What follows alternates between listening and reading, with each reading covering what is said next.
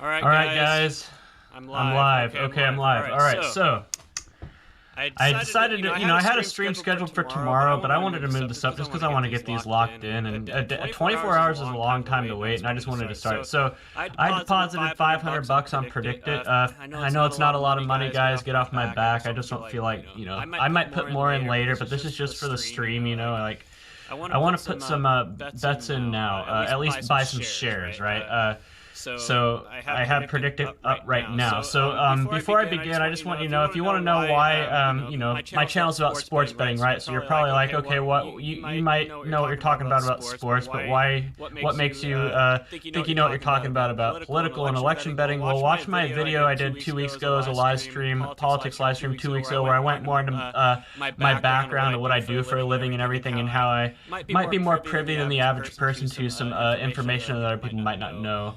But I'm not, that's not what this stream is about. This stream is all about locking in these PredictIt bets. So I'm logged in, I'm ready to go. But before I begin, I just want to point something out, because this map right here is influenced by one man, and his name is Nate Silver, and I am not a fan of the guy. First of all, he has gotten the last 3 elections completely wrong. There are a lot of parallels between Nate Silver and touts in sports betting. And, usually the tout is their own hype machine, but the hype machine for Nate Silver is the mainstream media. They act like he's some kind of guru, some kind of prediction god, like soothsayer, like who can see into the future. He has gotten the last 3 elections wrong, guys. He got 2014 wrong, he got 2016 way wrong, and he did really bad in 2018 as well. If you have bet against Nate Silver the last 3 cycles, you would be a rich person right now. And usually, I want to give people like him the benefit of the doubt. Maybe he, people get it wrong. I get it wrong in my own sports betting, but he made a tweet after I scheduled this live stream. He made a tweet that I saw that just made me kind of sick. That makes me really reevaluate his approaches to things. So let me pull that up for you guys. I think it's Nate Silver 538 is his Twitter handle. But I was like, you gotta be kidding me when I saw this, right? It no longer makes me want to give him the benefit of the doubt. Where is it? I think he might have deleted it because I don't see it. Oh, here it is, right here. This tweet says that the polls aren't tightening since the debate, and with 62 million people having voted, we're sort of getting to the point where the only way Trump can win is with a major polling error. That's fine. I don't have a problem with saying it. Or, this is what I have a problem with, or if the election is stolen somehow. When he says that the election is stolen somehow, that completely changes my mind on Nate Silver. Based on that tweet and based on the way he treats pollsters who disagree with him, there are a lot of pollsters out there that Nate will trash openly and criticize and not even include in his model, because those polls don't show the same narrative that Nate is trying to push. It makes me almost certain that Nate Silver's 538 operation is not to accurately forecast elections, but to set a narrative.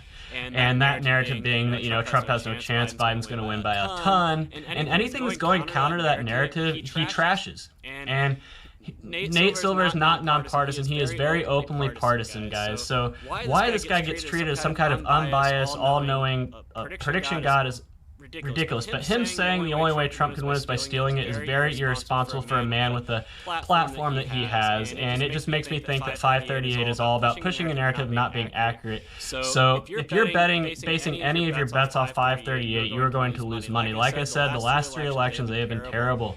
Don't give me crap about how... Oh crap, I'm echoing. Sorry, guys. I forgot to turn off my camera's microphone. All right. Sorry, guys. I don't know if I should start over, but basically what I'm trying to say here is that, Nate Silver, don't bet based on what he says. What he says is what sets the lines, and it's already baked into the lines, so you're not going to get any value, first of all. And second of all, I think his operation is about setting narratives. By the way, no, Las Vegas won't let you bet elections. So, yeah, Nate is nothing more than a narrative wishcaster.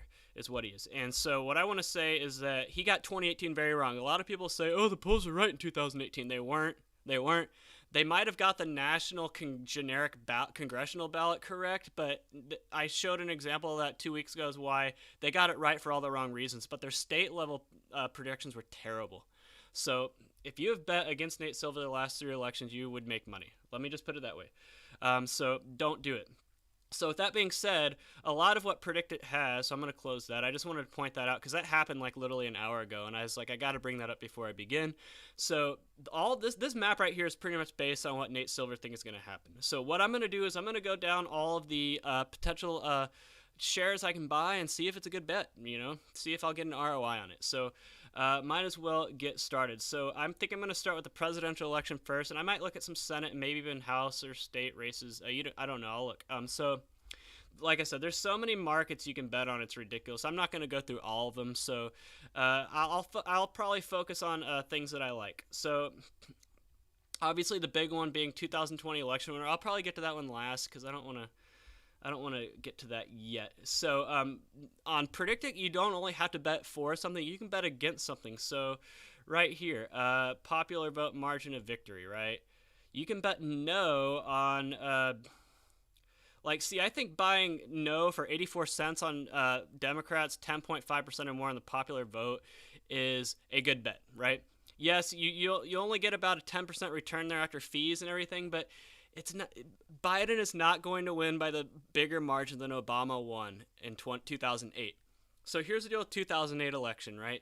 It was the strongest Democrat candidate since probably JFK against the worst Republican candidate, even worse than Bob Dole. Like, John McCain was a sacrificial lamb. So it was a strong Democrat candidate versus a very weak Republican candidate. And even then, Obama only won by 8. I'm telling you guys, it's not going to happen. So right now, just looking at Democrats by 10.5% or more, 84 cents, the only way I can see this bet not winning is if they can really pad the ballots in states like California and New York and Illinois, right?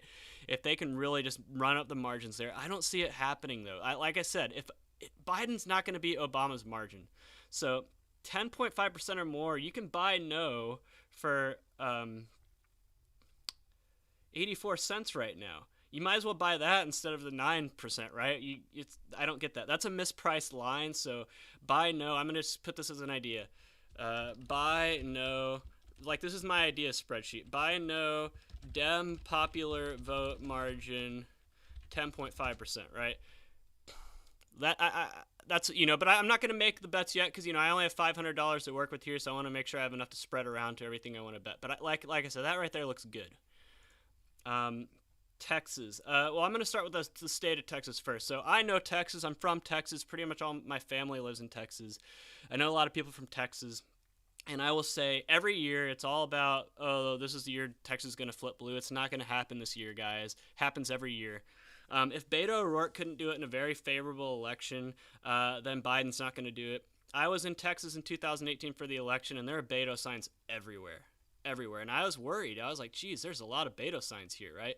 And Cruz is the most likable guy, and everything was, all the intangibles were in Beto's favor, and he still lost by 3.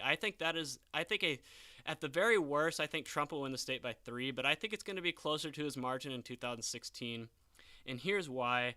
I know a ton of people who don't, in 2016, who are Republicans. I know a lot of Republicans, being from Texas, who did not vote for Trump in 2016 because they just didn't like his character. They didn't think he was Christian enough, all that type of stuff.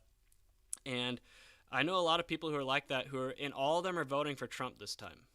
I don't know anybody who voted for Trump in 2016 who's not voting for him this year, right? So if Trump can get all those people who didn't want Trump to win in 2016 because of his character, if he can get them to come home, he's going to win by the same margin he won back in 2016, which was 9 points.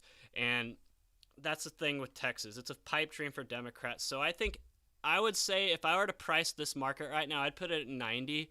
Harris County worries me just because, there's been some stories coming out of Harris County about some possible shenanigans, but I just don't see it happening. I don't see a Democrat win here. So I think this is mispriced. I think this should be closer to 85, 90%, so there's value there. So I'm going to say buy Trump, Texas. What's Biden no, actually?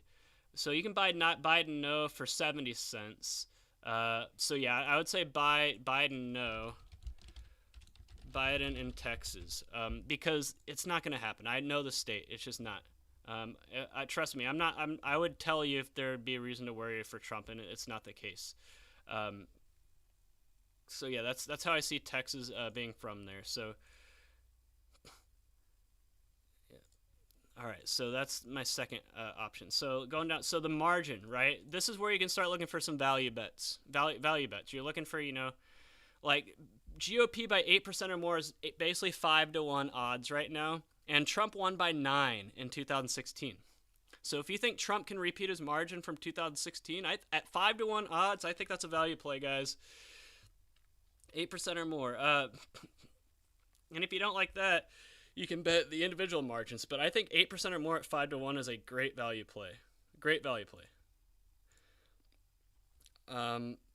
Do I think the state has shifted more Democrat since 2016? Yes, but like I said, all the external factors, really the only thing in Biden's favor is the media polls and Nate Silver and all that. And I've already said why I don't trust them. But when you look at all the other external factors, there's a lot to 5-1 odds. It's not. I would say Trump winning by his margin from 2016 would probably be about 40%. So I think you got 20% of value at 19 cents. But then you can come down here, like, how does these markets compare to the Democrats win Texas market, right? But anyway, I think this is the only one I'd look at right here. Trump to basically win his 2016 margin at 5-1 odds. I really like that. So buy yes, Trump +8 in Texas, because like I said, 5-1 odds. You're looking for value. It's not a yes or no thing. It's just is this mispriced? I think it should be about 40 cents. I think the polls are off in Texas. All right, so I'm going to move on to Pennsylvania. I think this should be honestly 50-50. And here's why. Even the media is starting to admit that Biden is doing very poorly compared to Hillary Clinton and especially Obama in Philadelphia, and that's why he had to send Obama out to Philadelphia to campaign for him. It's no secret that the Bidens Obama secretly hate each other, and so the only way that Biden would get Obama to do that is if it really had to be done. But there's a story, I don't know if it's NBC or the New York Times, but there's a story that came out today that Biden is severely underperforming in Philadelphia, especially among black voters. I think with 50 Cent. I never really take celebrity endorsements seriously. I don't think they matter, but I do think 50 cents might actually matter to some black voters who might be hesitant to break the Democrat voting patterns, but he's not getting what he needs. And I think there's actually been a real shift among black men for Trump. Usually black voters vote overwhelmingly Democrat. It's a cultural thing and it's a religious thing because often these black churches are very Democrat politics are very much intertwined in their congregations and their pastors, and they work very closely with Democrats in their community outreach and organizing and everything. So it's very intertwined. So older black voters are never going to shift from Democrat, but it's a lot of these, I would say like 18 to 49 working class black males are shifting to Trump, and we can see that in from what I see.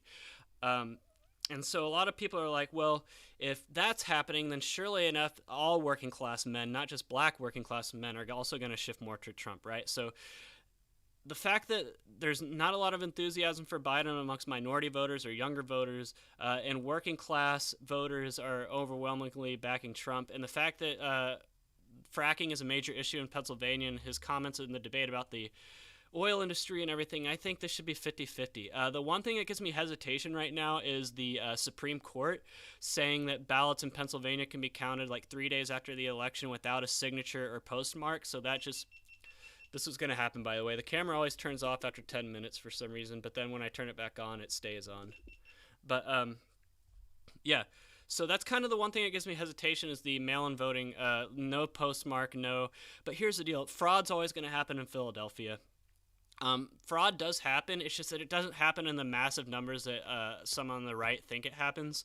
It definitely happens, but it's very hard to pull off in big numbers without being caught. So, and there are a lot of indictments in Pennsylvania right now for voter fraud. So that's a major reason why Republicans are very hesitant to vote early or vote by mail in Pennsylvania compared to other states. Like if you look at ballot returns right now in Pennsylvania, I think Democrats are up like 71-20 or something like that. But that's because Republican voters in Pennsylvania are very distrustful of mail-in voting because of all these indictments that are out there from all the fraud that's happened in the past. So they're all going to vote on Election Day. But I really think this market should be 50-50. So, like I said, I would get on this now because Amy Coney Barrett's going to get sworn in, and they're going to appeal that vote 3-day mail-in ballot, no signature, no postmark thing to the full Supreme Court with Barrett on there. And if they take it up, I think it's going to be overturned, and that would shoot this market up. So if you want to get out ahead of that, I would probably do it now. But I ultimately think this market will get closer to 50-50 by the time next week rolls around because like the polling in Pennsylvania is getting tighter, even the media polls. And, there's a lot of polling outfits out there that Nate Silver trashes not because they're wrong, but because he didn't agree with what they find that are showing this race very close. So like Susquehanna's one. There's one that came out today. Big Data, who's run right by Rich Barris, he's very transparent in his polling. He came out with a poll a couple weeks ago that had Biden up by 2 in Pennsylvania, but he's still continuing to poll the state, and he says it's closing. So I think this is a 50-50 race, and I think if the Supreme Court overrules the mail-in voting stuff, then I think this will be slight 50-50. But I think it'll get closer to that one if the Supreme Court rules. So I would get on this now. Yeah, I have to use a GoPro. I haven't bought a new camera yet. I'm going to do all that when I finally move out of here.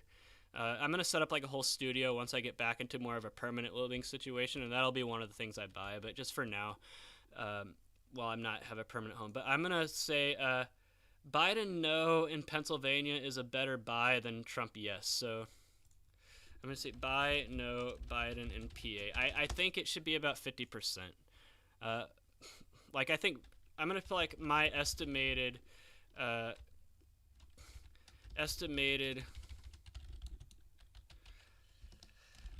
I think like Biden winning in Texas is probably 10%. Trump plus 8 in Texas is probably 40%, and like Biden in Pennsylvania, I think it's a 50% thing, and you can get in at 38. So that's how I view that state. Like, woman VP in 2020 is kind of a proxy for the election winner. So, like, moving on to Michigan. Michigan. So, right now, you can buy Biden no at 31 cents. You can buy Trump yes at 34 cents. So, obviously, Biden no would be the play, or Trump yes would be either one. No would be the play here. So, by the way, the comment section of PredictIt, never read it. It's just full of nothing but mudslinging. You're not going to get anything out of it. So, Michigan's a tough state. This is really a state where the suburban versus rural dynamic is at play. The suburbs around Detroit are definitely shifting more Democrat, no secret. But the rural areas, can they become more red than they were in 2016? Especially in western Michigan, Western Michigan has a lot of what you call like Calvinists. So it's like a Methodist, a religious sect. I wouldn't say a sect, but it's just it's form of Christianity. Calvinist, it's very, very Christian. Not only do they believe in doing the right thing, but acting the right way. And you got a lot of Calvinists in Western Michigan who might not have voted Trump last time for the same reason that I was talking about earlier. People just didn't like his character and stuff. But if those people can come home, I think that can maybe offset the the suburban voters that are shifting to Biden. The counties to watch here would be Oakland County, Macomb County, and Monroe County, and maybe even Livingston County in Michigan. Those are the 4 counties to watch, in my opinion. Here's the deal. If you look at, there are early voting returns out there that you can look at that I would caution about relying on those, but I will say that the ones that are out there for Michigan are actually pretty promising for Donald Trump. And like I said, you have to take them with a major grain of salt, but it's kind of surprising that they are, and I think that's why Biden had to send Obama to Detroit, and that's why Hillary lost the state in 2016. Not because Trump. I think this is the only state that Trump won where he didn't win because he. Not because Trump. I think this is the only state that Trump won where he didn't win because he. Not because Trump. I think this is the only state that Trump won where he didn't win because he. Not because Trump. I think this is the only state that Trump won where he didn't win because he. because he just got more votes. I think he won the state because people just didn't turn out for Hillary, especially in Detroit. Especially the black voters in Detroit didn't turn out for Hillary. But Trump I think he had his final rally in Michigan in 2016, so he definitely worked very hard for the votes here, but it was definitely a turnout thing. So what Biden has to do here is just get the turnout back up to what Democrats normally get here. But like I said, the black male voters, especially the younger ones, especially the working class ones, are shifting to Trump. And so that's probably why he had to send Obama to Detroit. Like I said, if Biden was really up 10 points nationally, if he was really up 12 points in Michigan like some of these polls say he is, why is he sending Obama to Detroit, right? It doesn't make any sense. So Michigan is just one of those states. I think it'll be harder for Trump to win this time, but like I said, I think this market is... I think it should probably be 55-45 for Biden here. So like I said, I think there's 11 cents of value on Trump in Michigan. And Michigan was one of the states I bet on Trump in 2016 that won. And, I think when you factor in the early vote returns, like I said, I think this should probably be 55-45 for Biden. So I would probably buy no on Biden for 31 cents. You got some value there. So I'm going to add that to my spreadsheet. Buy no Biden in MI. I think he should be about 55%, right?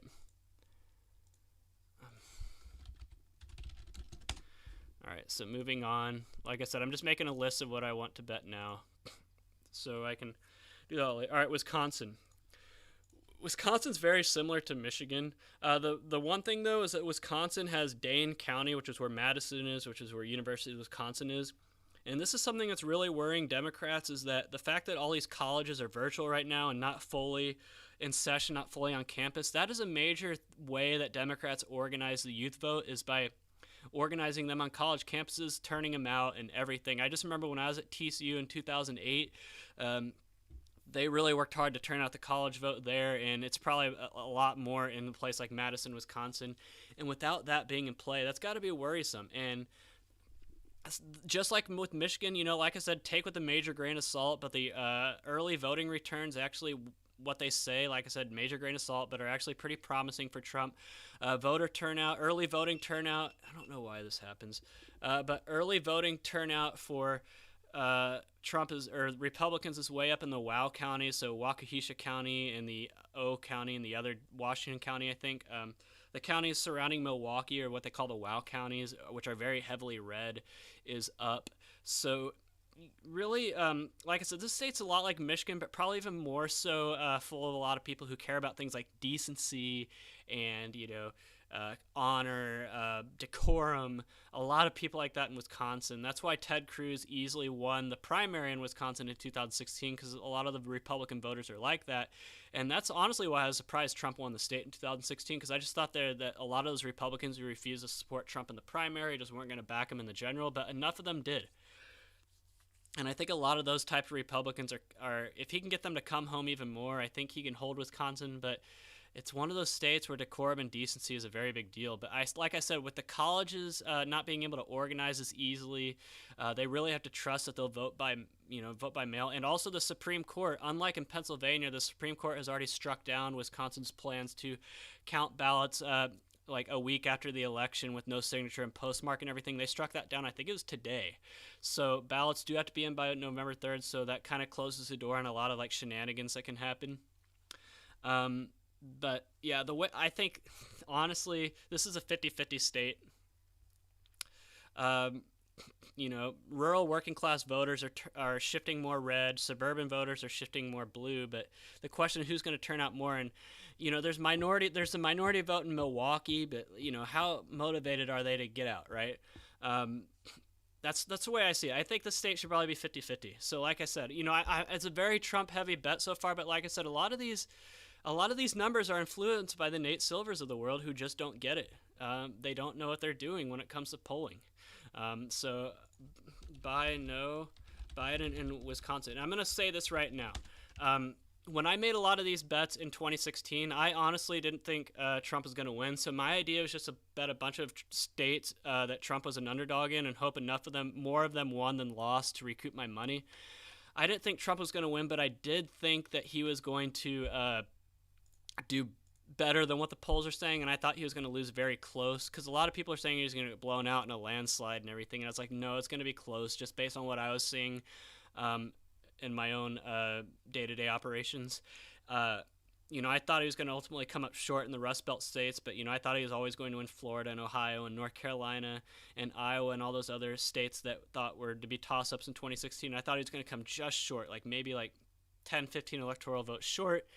And I was very surprised. I was surprised that he won, but that was my strategy in 2016. Just bet enough states where Trump is an underdog in on value bets, and just hope enough of them win to where you can make an overall profit in the end. And that's what I'm doing here, guys. I'm making these bets, hoping like even if only like 3 of these 6 that I have right now resolve, I'll profit, because they're all plus money underdogs, right? So that's kind of what I'm doing here. All right, Florida. Okay, so if you watch Rich Barris, he's People's Pundit is also what he's known as. He is a polling director for Big Data, and he probably knows Florida better than anybody else I know. He got Florida right in 2016. He got Florida right in 2018. He was one of the only ones to get the governor's race right in Florida in 2018, and the Senate race. He knows Florida, and he has been polling Florida very heavily the past month or two. And he thinks that Trump is probably going to win by about 3 points. There's another person I follow that thinks Trump is going to win by Ohio-like margins this year in Florida. And I don't know about that, but he knows Florida very well too. He's very politically connected there. Florida is tough. I just don't think Florida's the type of state where someone's going to win by a big margin, but I do think this will happen. I do think Florida is going to be called on election night, and I do think Trump is going to win it. I think he'll win by a big enough margin where we don't have to wait like till the next day or whatever for them to count votes. I do, and there's a reason why Trump is even favored on PredictIt here, even though 538 says otherwise. It's because if you look at the early vote numbers, and Florida's actually one of the states where we can actually gauge a lot from early vote numbers and might not have to take it as much of a grain of salt as some other states. But, for example, Republicans are leading in early voting in Miami-Dade County, which went for Hillary Clinton by 30 points. Now, that's just early voting. That's not mail-in voting. Like, if you include mail-in voting, I'm trying to find the site that has like a map. I think this is what it's called. It was called something like that. But anyway, if you count mail-in voting, then overall Democrats are up in Miami-Dade County right now, but like half of the margin that Hillary Clinton won it in 2016. But they are actually winning in-person voting in Miami-Dade County, which shouldn't happen. Because all these Cubans and Venezuelans are very heavy Republican voters. So, like, Republicans have been, Democrats were always going to win the mail-in voting gap in Florida, but Republicans are closing that gap with in-person turnout. And then you have a lot of Republicans that are going to turn out on Election Day. So Rich Barris has polled this, and he's found that about 80% of Democrats are probably going to vote by mail or vote early. While meanwhile, about half of the Republicans are going to vote on Election Day. So there's still a lot of Republican vote outstanding. So if you look at the early vote tea leaves and everything, it looks very good for Donald Trump just based on party registration. Now, the wild card here is, the early vote only shows what party registration is voting. So it's only showing if people are registered Republicans who are voting and registered Democrats who are voting. It doesn't show who they're actually voting for. So a lot of the assumptions that the Nate Silvers of the world are making is that there's a lot of Republicans who are voting for Biden. But that hasn't showed up in polling. Not even media polling has showed a lot of Republican crossover like that. Also, if that was the case, you would have seen it in the primaries. And like the non-Trump Republican candidates in the primaries didn't get any votes at all. The independent vote is really what, like the no party affiliation, how they're going to vote, there's some polls that say like Biden's going to win in no party affiliation by 20 points. I don't think so. The thing is, a lot of people think independents are middle of the road. That's not the case. A lot of registered independents are partisans. They just didn't bother to register with the party. But you have partisans, independents, you have Republican-leaning independents, you have Democrat-leaning independents, and also where they live will also, like, independents in Miami are going to be a lot different than independents in Port Charlotte, for example. So, really, I don't know. What were the exit polls in 2000? Florida 2016 exit polls. What were the independents for Florida in 2016? My GoPro turned off? Crap, sorry guys. Like I said, it turns off for some reason. Let me turn it back on. Thanks for letting me know. All right, so independents in Florida. Yeah, I'll get a new camera eventually. Trump won by 4 points in Florida. So I think it's probably going to, even if this might flip, this might flip. It might, be Biden 50-43, but Republicans were +1 in 2016, and I think they were actually +3 in 2018. So 2018, a wave election for Democrats. Let's see what the electorate was in,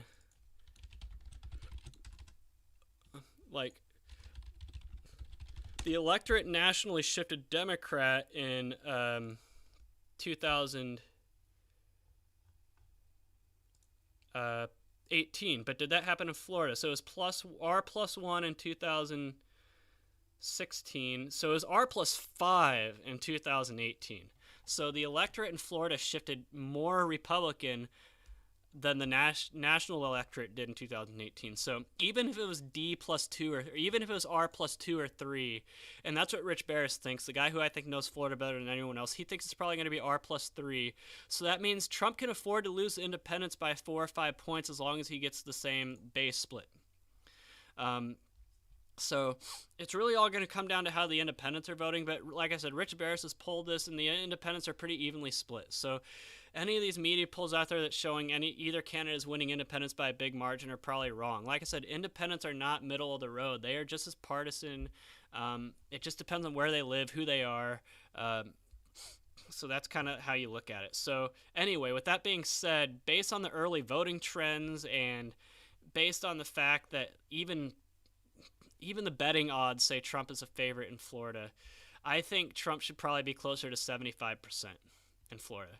So you can buy Trump yes for an 18% value or a Biden no for a bigger value. So I'm going to do Biden no in Florida as an idea.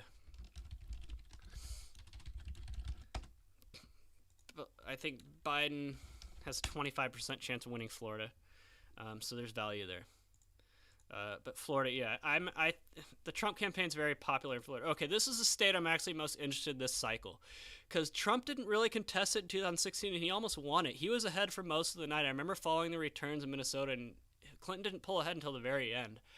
I thought he was going to win it, and he didn't. But the Trump campaign actually hasn't been in Minnesota in a few weeks, and so a lot of people, based on what I don't know if I should be saying this or not, but they do have an ad buy plan in Minnesota, but I think they're trying to hold out until maybe the last few days, because I think this is a state they're going to blitz the last minute, so not to give the Biden campaign a chance to counterpunch. I think they're kind of keeping their powder dry for Minnesota.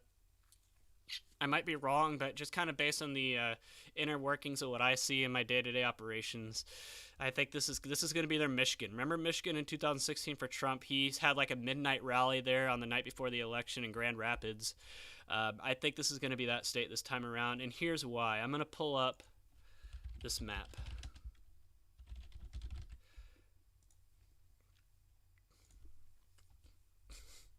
This is a good map, by the way. It shows precinct level election results from 2016, right? So for example, I'm going to show you my precinct that I lived in Seattle in 2016 that I voted in. So I lived over here in Belltown, right off Battery Street. Tunnel. So my precinct was right here, and Donald Trump got less votes than Gary Johnson in this precinct. He only got 8% of the vote. So that's where I lived in 2016. So that's kind of that's how granular you can get. So I'm going to zoom over here to Minnesota, because that's the state we're talking about right now. So look at Minnesota. It's pretty much all red except for here in Minneapolis, right? Hennepin County. But the part of the state you need to watch is the Iron Range. So it's St. Louis County, Lake County, and Cook County. So Hillary Clinton won St. Louis County by 11%, she won Lake County by 2%, and she won Cook County by 22%. That's a lot. But the county to really watch is St. Louis County. I think, as far as what I'm reading, I think the Trump campaign is going to flip this county. It's called the Iron Range because you have a lot of union iron workers here that are not a fan of NAFTA and, are a fan of the way Trump has attacked trade. And all indicators show St. Louis County flipping to Trump. And if that happens, that's like an extra 13,000 votes. And I think the state was decided, I don't know what the state count was in Minnesota, but it was close. I don't know if 13,000 votes would be enough to flip it. Let me see what the Wikipedia says. But that's kind of the part of the country that Trump is flipping. Those people have that area has gotten a lot more red since 2016. And another thing to look out in Minnesota is you have to look at ancestry. Because you have, for example, Norwegians that live in that part of Minnesota and Minnesota in general that are very anti-war, and that's probably their biggest issue, is which candidate is going to be less likely to send us into more wars in the Middle East. Like that, honestly, that's my number one issue. I was a big Ron Paul guy in 2008 and 2012 because I hate, I knew a lot of people that I personally knew who went to the Middle East and died over there for no reason. And I believe the reason we're involved in the Middle East is so defense contractors and politicians can become wealthy and make money off the blood of American soldiers. So that's honestly my number one issue. I'm not a fan of warmongering people who just want to start wars. And there's a lot of people like that in Minnesota and Wisconsin as well who are very anti-war, and that's probably their number one issue. Who's going to be less likely to send us to war in the Middle East? And the Norwegians. So Hillary won by about 45,000 votes in Minnesota. But like I said, if Trump could just make inroads here, make these parts, the northern part of the state more red, and hold off what Minneapolis is going to do, they're going to get their vote. He can flip the state, and Rich Barris is currently polling them right now, and he says that men in the northern part of the state, especially the Iron Range, are going to Trump 3-1 right now. That's huge. And he said that basically for Joe Biden to hold on this part of the country, like St. Louis County, women would have to vote Biden 65% just for him to hold the county, let alone win the 11% margin that Hillary won it. So Minnesota is looking very, it hasn't gone to a Republican in 45 years or whatever, but Minnesota is one of those states where it's a lot closer than people might think it is. A lot of working class votes, and unlike Wisconsin and Michigan, I feel like there's less people in Minnesota that are what I call, decency, social desirability bias types who will be a lot more less willing to vote for someone like Trump because of like decorum and decency. There's not as many people like that in Minnesota. So that's another thing going for him. Donald Trump there. So what does PredictIt have it as? 75. Like, you gotta buy Biden at 26 cents seems like a steal. I think that number, like I said, you can sell these shares before the election. So say Trump does decide to barnstorm Minnesota like I'm predicting he will, like next Monday, right? I think his number will shoot up just because of that alone. And I think getting in at 26 cents right here, like he's already shooting up right now. He started the day at 24. So I think buying Biden no at 26 is actually a pretty good deal right now. But that's the thing. You also have to be able to sell these shares too. There's probably a lot less liquidity on the no bets than the yes bets. But just we'll keep that in mind when we're actually making these bets. So buy no Biden in Minnesota. I think that's like a 55-45 state like Michigan as well. All right, moving on. But yeah, that's probably the state I'm most interested in this time around. State with the smallest margin of victory. Let's just see what they have to say. There might be a value bet in here. I don't think it's going to be Georgia. It's not going to be Ohio. Like, you could probably make like a good 5% return by betting Ohio no. It's not going to be small. Oh yeah, Ohio no is a great bet here. Just keep that in mind. Like, if you're looking for a sure thing, like you might not make that much money in the end after the fees and everything, but that's anything under 90% that is a sure thing. Yeah. Oh, buy no Ohio smallest margin. Great bet. What about any yeses? Florida, Georgia, Iowa, Texas. Out of all these states, I think it's going to be Pennsylvania. At 12-1 odds, it's either Pennsylvania or Arizona out of these states, but you can buy more states too. Michigan, Wisconsin, Minnesota, Nevada. See, all these buying yes is you would kind of have to scatter here. You have to kind of scatter here, but like realistically, I think Nevada, Minnesota, New Hampshire, Wisconsin, Michigan, Arizona, Pennsylvania. I don't think any state above Pennsylvania has a chance to be smallest margin. Gosh, like the thing with this market is it might take forever to resolve because of court challenges and stuff like that. It might not ever resolve. I don't think the Iowa Democrat primary or caucus market ever resolved on PredictIt because of the shenanigans. So I think this would really be a market you'd only want to buy a no in, and I think Ohio no is a great bet. So I think Trump's going to win Ohio by probably the same margin he won it in 2016, and that was like 10 points or something like that. It's going to be something like that. All right, moving on. Clean sweep for Democrats in 2020. I'm going to stay away from that one. All right, North Carolina. This is another state where, like I said, you can't look into the early voting tea leaves too much, but just listening to the people that I'm in tune with, it's not been good for Democrats as far as their get out the vote effort is concerned.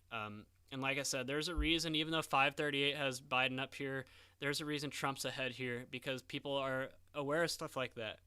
I actually think this market should probably be 65-35, maybe 70-30 for Trump. So buying yes or no for Biden, either one. Like I said, you're going to have more liquidity on the yes votes, but you can buy it cheaper on no. Yeah, that's the thing with North Carolina is that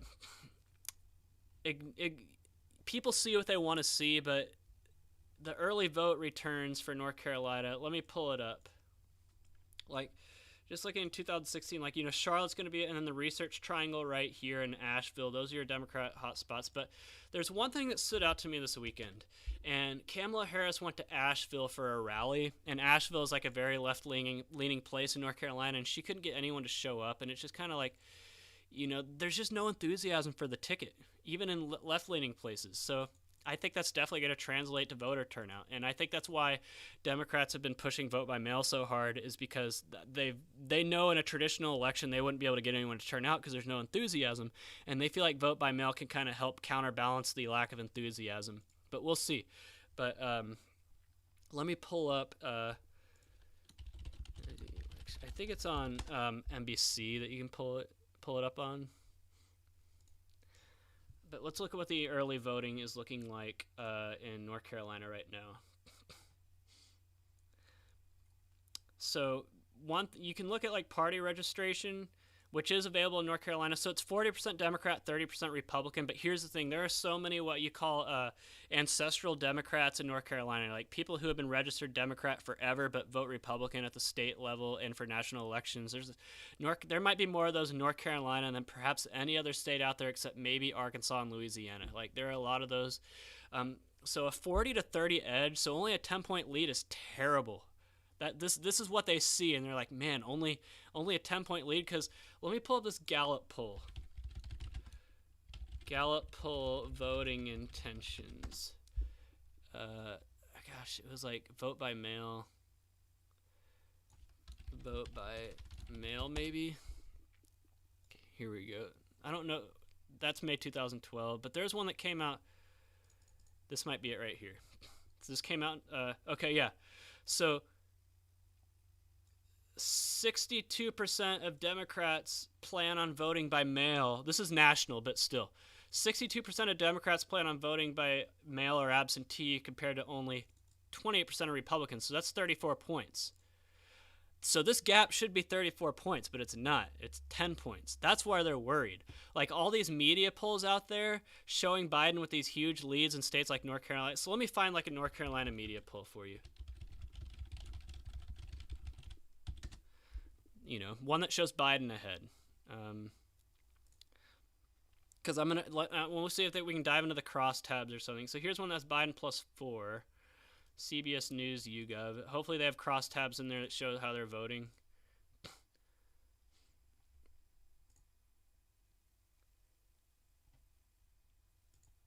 All right, so I don't know if they're going to crosstab it.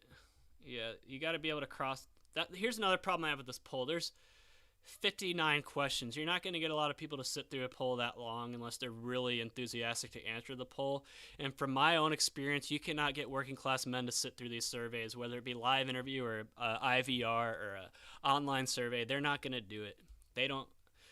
So that's called response bias, and a survey this long is going to be tilted more towards left-leaning women over the age of 40. I can tell you that right now. Just having done surveys and polls myself, that is too many questions. So let's see. Is there a crosstab based on already voted by mail or absentee? So right here, Democrats are up. Democrats have an 18-point lead in this poll, already voted. Actually, 18-point lead in vote by mail, but a 3-point deficit in person. So that's 15% overall. And NBC had it at 10. So if this poll is to be, Biden's up, what, 4 in this poll or 3? That's why Trump is ahead in the PredictIt market right there, because in order for Biden to have a 4-point lead, he has to be a lot further ahead than what he is in ballot returns. And that number is only going to shrink, especially when you get all these election day voters that are going to wait till election day, right? They had to be way more ahead than 10 points at this point. And because of that, I think it should be 70-30 Trump. So I'm going to put Biden in North Carolina, because like I said, I think he has maybe a 30, just to be conservative, a 35% chance, maybe 33. But yeah, that should be 2/3 Trump right there, just based on the early. Like I said, you got to take early voting with a grain of salt, but some states are better than others in terms of early voting things you can derive, and so North Carolina is one of those states. Okay, so we're starting to get into some harder states. So New Hampshire. Trump was there yesterday, so he thinks that it's a state that can be contested. But the reason I worry about this state, if I was a Trump supporter, is that there's a lot of college-educated whites, especially in the southern part of the state, and I don't think there's enough rural, working-class whites in there to counterbalance that. With that being said, you get Trump at 4-1 odds here. So, you know, who knows what can happen between now and then. This market could tighten. Like I said, you're not locked into the bet until election. You could buy these shares and sell them at 35 cents if you want to and make a profit. Basically, you're getting 4-1 odds for Trump in New Hampshire. He only lost by, I think, 3,000 votes in 2016. But like I said, this is a state demographically that's not as friendly for Trump, just because there's too many college-educated whites in the southern part of the state, and I just don't think there's enough working-class whites to offset that. But with that being said, you know, the one thing that would give me hesitation for Biden is how soundly rejected he was in the primary. Like, Iowa rejected Biden, New Hampshire rejected Biden. They wanted nothing to do with him, the Democrats. And usually candidates that are rejected by both Iowa and New Hampshire usually don't get the nomination, first of all, but they definitely don't win the overall general election if they do make it that far, second of all. And so you got to wonder if that's going to play any factor. You know, like Bernie Sanders won that state pretty easily, and it's like, okay, are the Bernie supporters going to turn out for him? I don't know. It's a tough state. It's a very tough state. But at 4-1 odds, I don't know. I would probably put it at 66-33 for Biden. So 3-1 odds. So there's value there for the Trump here. Gosh, but like I said, there's just so many college-educated whites in the Manchester area and closer to Rockingham County in the southern part of the state, and Plymouth. Boy, I just think a lot of states have shifted more Trump-friendly demographically and voter registration-wise over the past 4 years, but I don't think New Hampshire's one of them. And there is a competitive Senate election too, but there was in 2016. I don't know. This might be I will say this. I bet on Hillary Clinton in the state in 2016, and it resolved, but it was very close. I think there's a little bit of value on Biden. No, I think there's maybe 10 cents of value there. This would be, I don't know. I'm going to stay away from New Hampshire. It's just too tough to. Here's a good one. Oh man, how many votes in the 2020 U.S. presidential election? I am almost certain it's not going to top 160. Because remember, 2008 was a very high turnout election. Obama on the ticket, a lot of enthusiastic young voters turning out. In order to get over 160 million, you have to have like a very large youth turnout. And all indicators right now show that they're not going to turn out in those numbers. 160 million would shatter records. That would be like 25 million more votes than what was the 2008 election was with Obama on the ticket.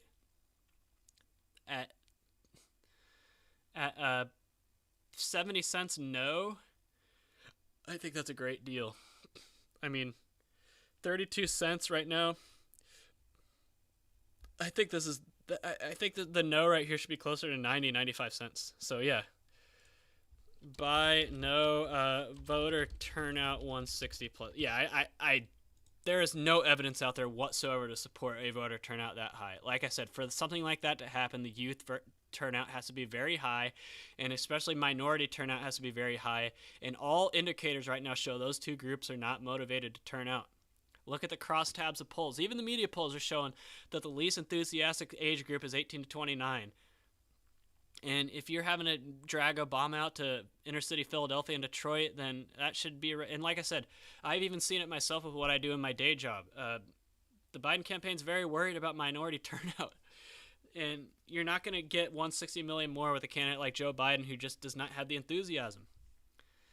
I would say a lot of people are like, well, Biden doesn't have the enthusiasm, but anti-Trump sentiment is the enthusiasm. Kind of.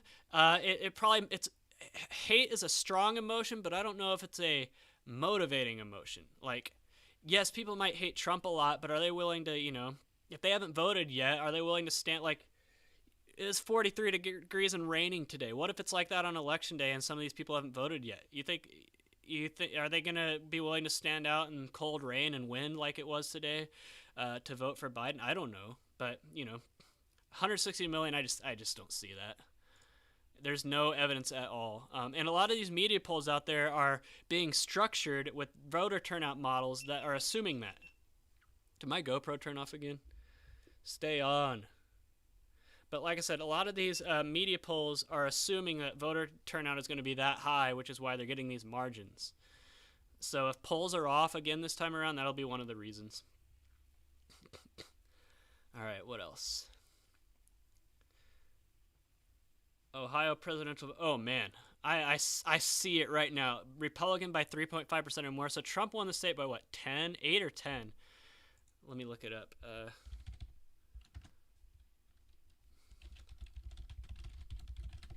Like everyone thought that this was a swing state in 2016, and I was like, even like a month until the election, even when I wasn't thinking Trump was going to win, I was like, it's not going to be a swing state.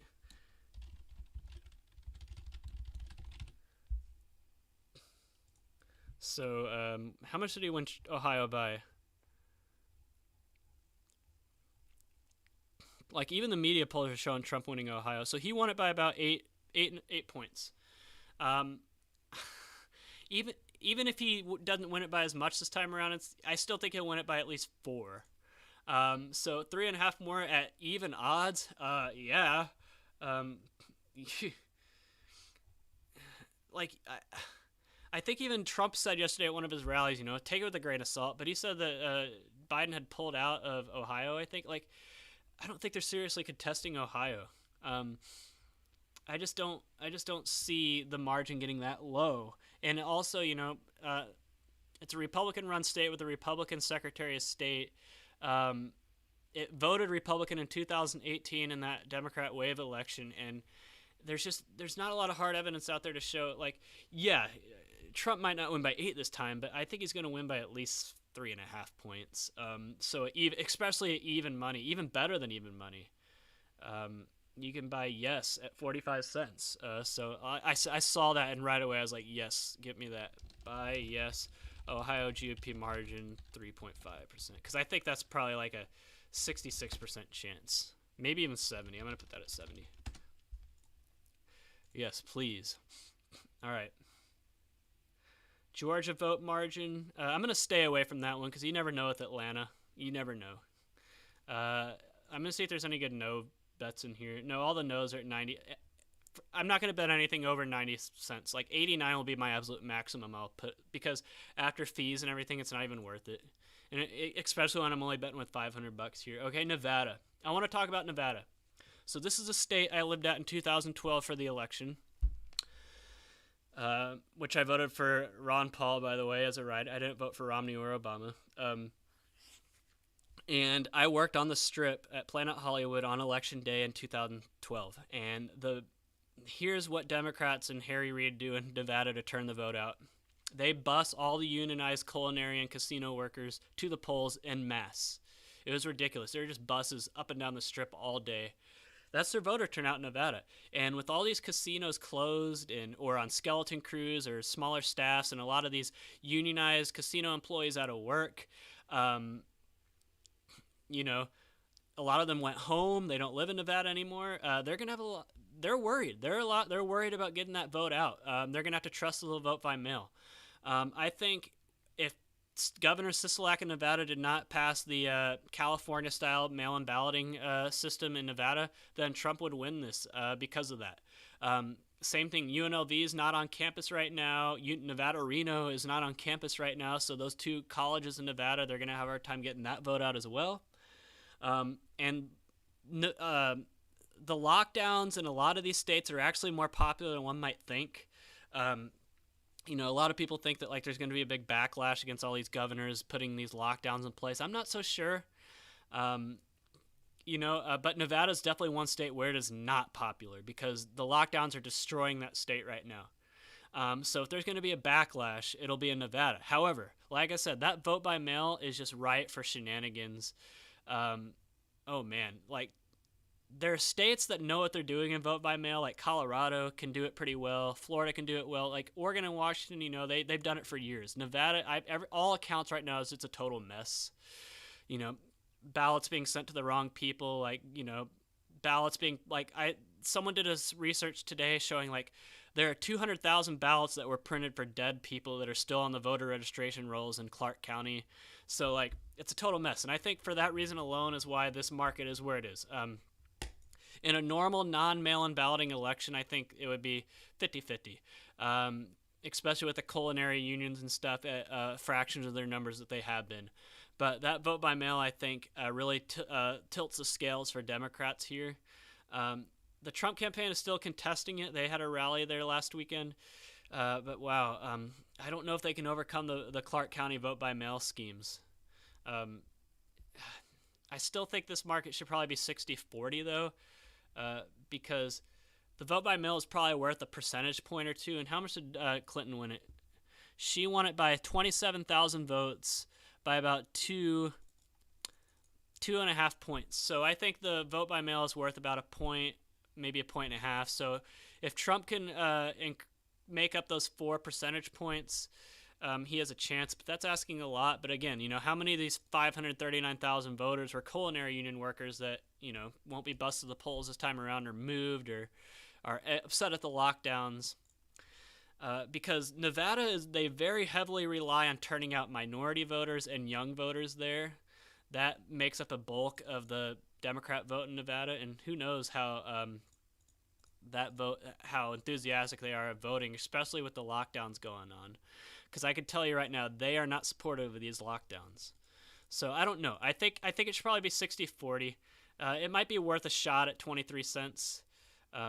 Especially, like I said, exit polls are another thing that shift these markets, and exit polls are almost always wrong. And things can happen that could shift this number up to where you can sell the stock before it resolves. So if I think it's 60-40, I think you can get 17 cents of value on Trump right now. So I'm just going to put it in. I'm going to put it in as an idea. Trump yes on Nevada. Buy yes. Trump, Nevada. Because I think he should probably be 40%. Because trust me, I have a station in Nevada. They are worried about getting that culinary union vote out. Florida mail-in vote. I'm not going to do that. Iowa. Okay, I lived in Iowa in 2014. That was the first year I had done political-related work. 2014, so I did the Iowa Senate race very closely, the Iowa House races and all that. And Iowa is a weird state. Demographically, it's very favorable for Republicans. A lot of white people, a lot of evangelical Christians. But like other states, there's a lot of blue-collar workers, a lot of farmers. They like populism. Obama was a left-wing populist. Trump is a right-wing populist. What they like is populism. Biden is visiting this state this week, which is weird. Trump won the state by a lot. How much did he win it by last time? It was a decent margin. He won it by 10 points. So this is a weird state. I lived there. I know what the types of people that are like there. Man, it's a tough state, but there's a reason why Trump won it by 10 points, and I just don't see that 10-point lead evaporating. But Biden's visiting there, and there's a lot of theories as to why Iowa. It's only 6 electoral votes. He could go to Texas or Georgia. If the media, all these states that the media says are close and he's not visiting, why Iowa? It boggles my mind, There are bigger prizes out there, yet he's picking Iowa. The conspiracy theorist in me says it's because maybe he sees a state maybe he sees it as a winnable state that he can flip. I don't know, but I don't know why he's going there, to be honest with you. I can't give a good reason, but wait, that's Nevada. So Republican at 63, Biden notes. So like I said, Trump won the state by 10 points for a reason. I just don't see that lead evaporating. And like I said, the Iowa Democrats rejected Biden in the caucuses. He had a very poor showing. I think that's worth something there. I wish I could explain why he's going to Iowa, but I live there. I know the state politically very well. They love populist candidates. Decency does play a factor, and I think that's why Steve King lost his primary out in the 4th Congressional District, which is kind of surprising. And it's why 3 of the 4 seats are held by Democrats right now. But I just don't see Trump losing in Iowa. I know the state. I lived there. It would be very surprising for him to lose a 10-point lead from one election to the next. Coronavirus hasn't been that big of a deal there. I'm not seeing it. So I think this should probably be 85-15. So 22 cents of value on Trump there. So buy yes Trump Iowa, because I think it's 85%.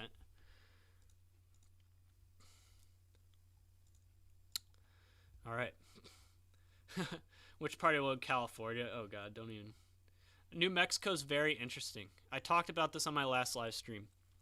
So New Mexico, it's no secret, even the media polls are showing this, that Trump has made major strides in Hispanics. 2016 exit polls. What was the national Hispanic vote in 2016? Because I know this for a fact. I know that Trump has made major gains in Hispanics just based on my day-to-day operations. So Hillary Clinton won him 66-28. I think Trump's probably going to get about minimum 35% of the Latino vote this year, maybe even 40%. And a lot of this margin is California. Like, having lived in California and Texas, California Hispanics are way different than Texas Hispanics. So I think in some states like Florida and Texas, I think Trump will get about 45%, maybe. I think he might even win the Hispanic vote in Florida because of all the Cubans and Venezuelans that are heavy Republican voters. But Hispanics are shifting Trump, and that's not up for debate. Even the media pollsters will admit that. And the thing about New Mexico is I think Hispanic voters are the majority there. Let me look at the exit polls. Actually, white voters made up 49% of the electorate in 2016, and they went for Trump by 5. So if this number right here, so Clinton won him in New Mexico 54-33. If Trump can get up to like 40%, and this number can get under 50%, he has a chance, an outside chance. And look at this. Gary Johnson got a lot of votes in New Mexico. He got near 10% of the vote. Where are those voters going to go, right? The Gary Johnson effect. He's not on the ballot this year. That could play a factor too. What were the... I keep closing that Wikipedia. But what was the final result in New Mexico? So Clinton won by 8 points by about 65,000 votes. And Gary Johnson got more votes than the margin of victory. So even if you split them up 50-50, you know, that's still a big deal. And also there's a lot of oil in New Mexico. You know, it's not just Texas, but there's some oil in New Mexico too. And I don't think the oil comments will play the oil there. But ultimately, there's just too many generational Democrats in Albuquerque and Santa Fe to overcome, in my opinion. I don't think University of New Mexico's in session. I don't know, but that might be a factor. But like I said, Albuquerque Hispanics are closer to California Hispanics than Texas Hispanics. So I don't see it happening. But what's the numbers? At 7-1, if you're looking for a major long shot on election night, if I were to pick one state that would be like out of left field that could be won by either candidate, it would probably be New Mexico for Trump. But 7-1, I would feel closer at maybe 8-1, so at 12 cents. But this is maybe one that you could. I think the Trump campaign made a play for this state in 2016. You know, I think they visited Albuquerque maybe like in the final week. But at 7-1, like I said, it's a long shot, but I don't know. I will keep an eye on New Mexico. I'm not going to make a play on it now. I'll keep an eye on it though. All right, moving on. Trump won popular vote in 2020. I don't know. I just think that the ballot padding in California, New York, and Illinois might be too much to overcome. This is a tough one. Do I think it's priced fairly? If I were to 5-1 odds, I would say it's probably 33%. And here's the thing. Remember, Trump was up in the popular vote for most of election night. It wasn't until California's vote started being counted to where the popular vote flipped. So this is one of those things that I could see flipping, or not flipping, but like going up like when the early votes are returned before California comes in and uneducated people start to panic and sell off or buy. I think at 5-1 odds, it's not a bad buy. I ultimately don't think he'll win, but this is one of those ones you kind of buy to sell later. At 19 cents. Yeah, so I'll put this in there. Trump popular vote.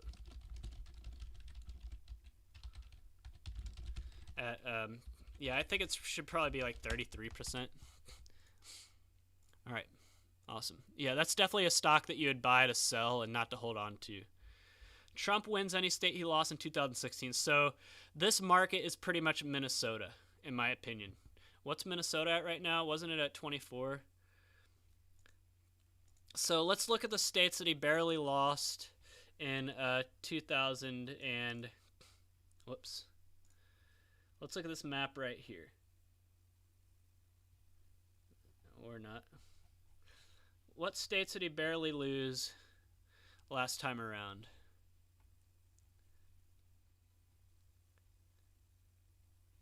I'll sort it by margin. So New Hampshire, Minnesota, Nevada. I think any of these 7 states right here. So New Mexico, Virginia, Colorado, Maine, Nevada, Minnesota, New Hampshire. What did I give his Minnesota odds at? Didn't I say it was like 45%? And didn't I say his New Hampshire odds were probably like 33%? Nevada's, didn't I say 45%? So at 37 cents, that's basically Minnesota in my opinion.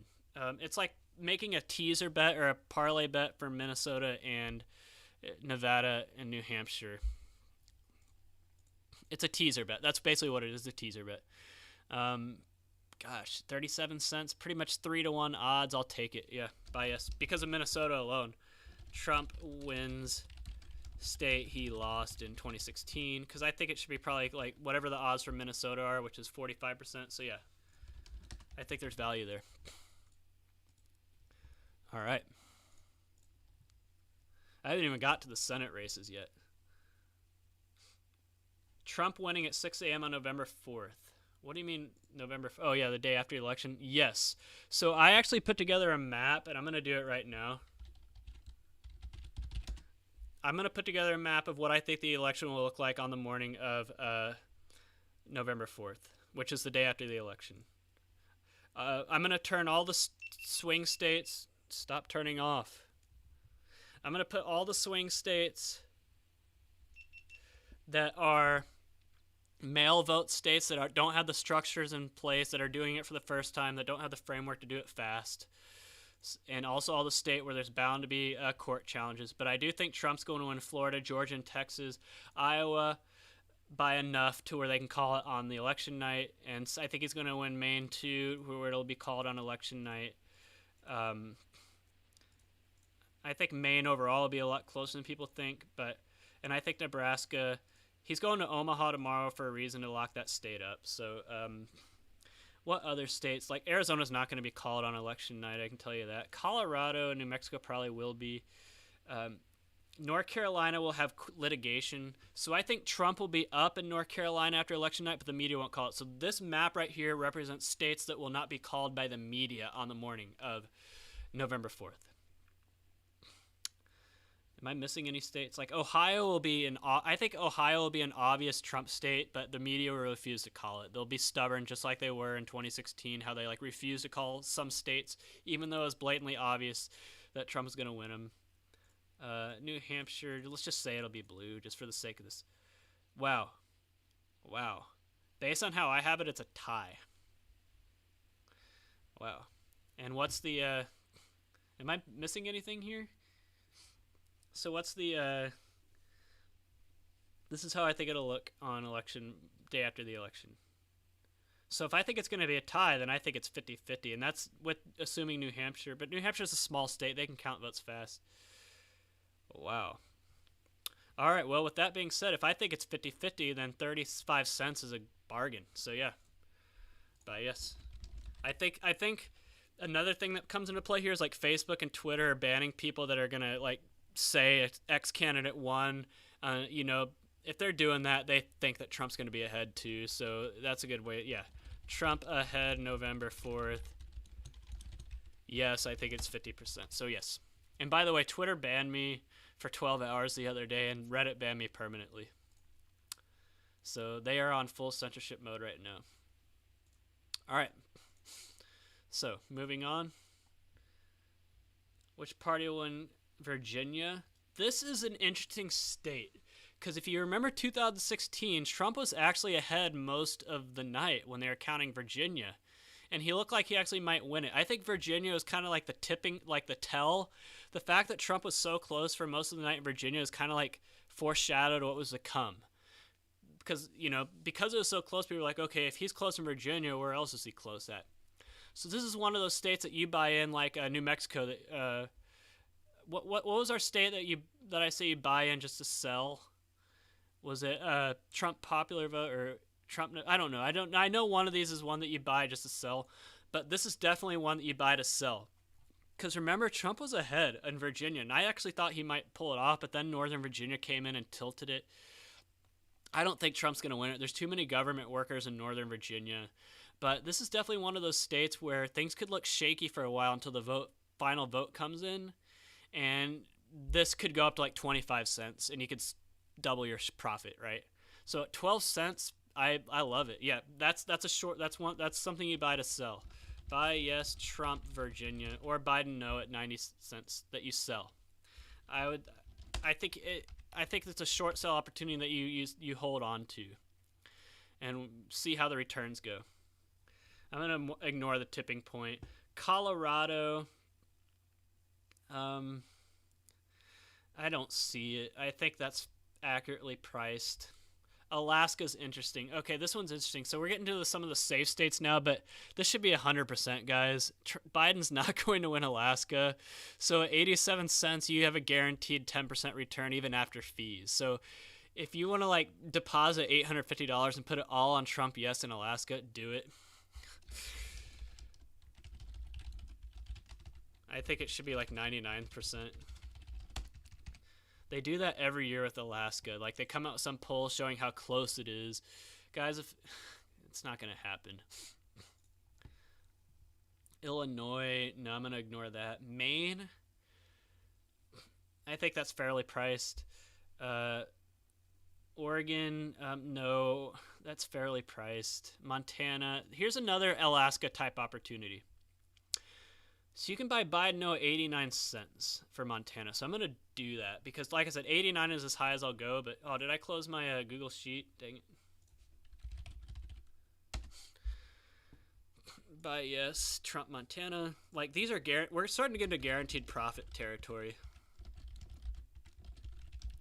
Like, I know places like Missoula and Bozeman have pretty much become Portland East, but, like, you're getting a guaranteed profit. It's not going to happen, guys. Let's be realistic here. Nebraska too. So Trump's going there tomorrow. So this is one of those ones that you would buy in at Trump at 33 cents, and then he has this rally, gets the place all excited and enthusiastic, you know, all the media coverage, and people are like, oh, maybe Omaha won't go for Biden. And I could see this number getting to 50% after Trump has his rally there. I think it's tomorrow night, just because he's having a rally there. Yeah.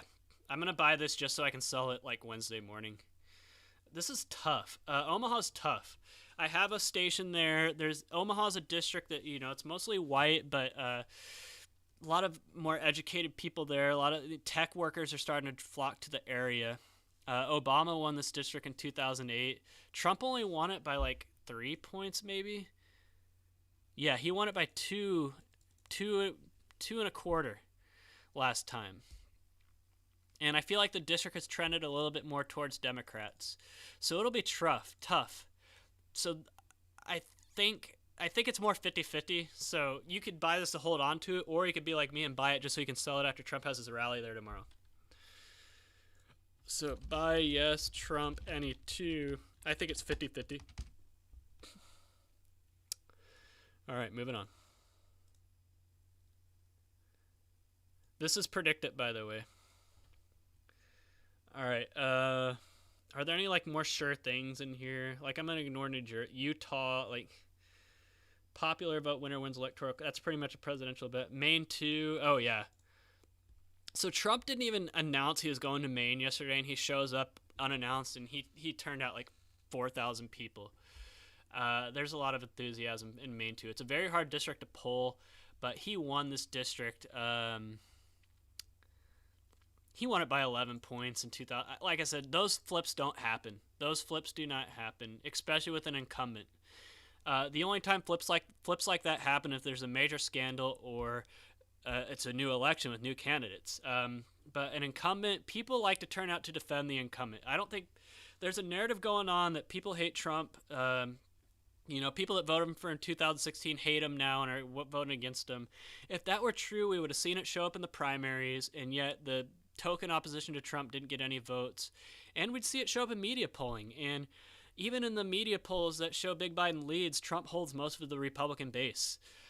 You could make the argument that a lot of these Republicans are no longer Republicans and are now independents and Democrats. Yes, but a shift like that in Maine too isn't going to happen. I think that should be 90%. I think that's probably one of the best bets on the entire board. I might even like that. Yes.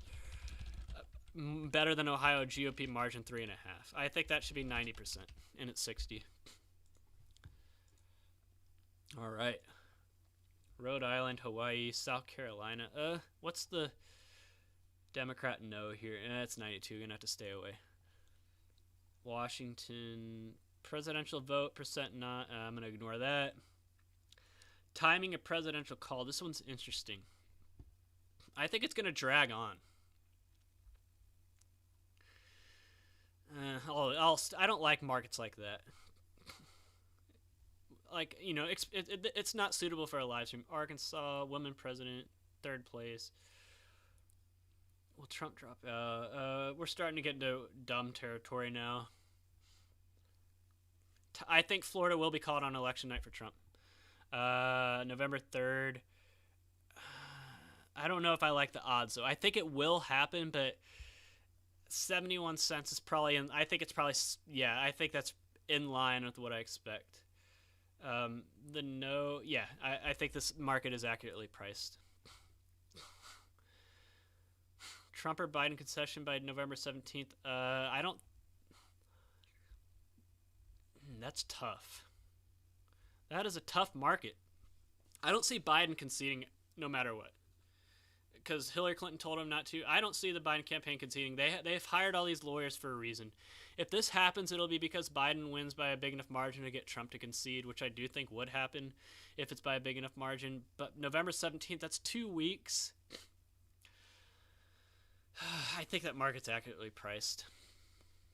Missouri, let me just look what the numbers are.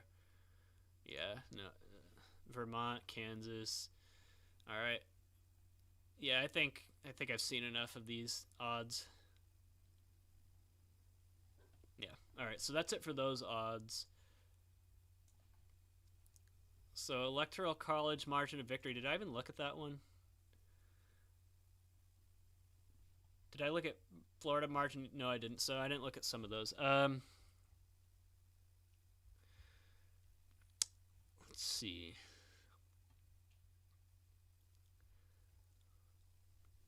This is tough. Let me fill in the map of what I think will ultimately happen in the end, okay? And then we can go from there. I ultimately think Arizona will resolve red. I think North Carolina will be red. Ohio will be red. So bare minimum, I think Trump's going to win 260. I think that's his floor. Actually, no. Bare minimum, you know, I'll get rid of Arizona. But like I said, the early voting in North Carolina looks good. So I think Trump's floor is 249. So let's say Biden wins all the other states. Just to play around here.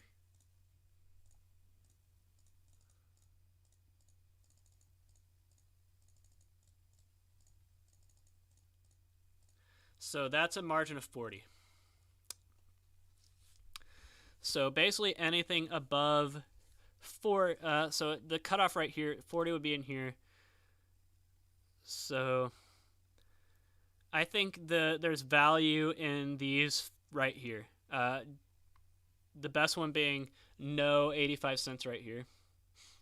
So I'm going to do Democrat no 150 to 209. Buy no Democrat EV margin 100 to 249. I don't see that happening at all. So it's one of those guaranteed bets I was talking about. But is there any long shots?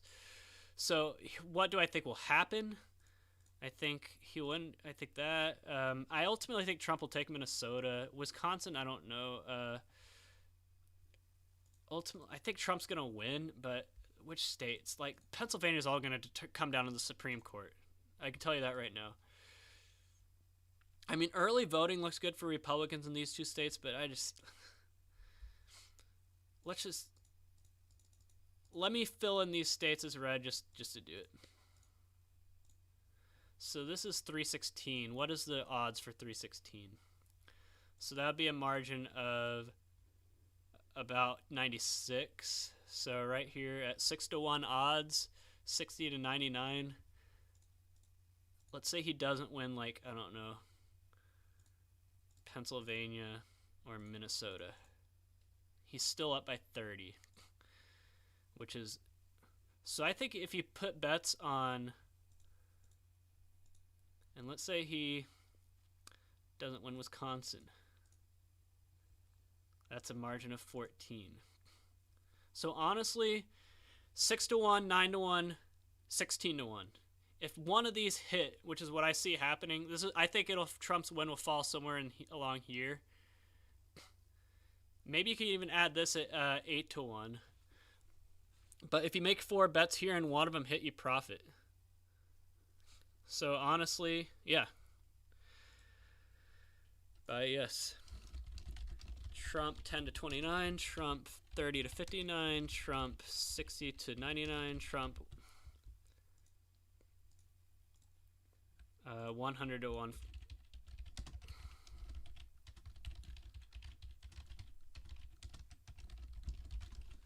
I just want to point out, I'm not making predictions here, I'm making value bets. So you look at, that's how you bet in sports or politics in general. You assess the percentage chance of something happening, and then you look at the odds. If you feel like there's a disconnect and you think there's value on a play, you bet it.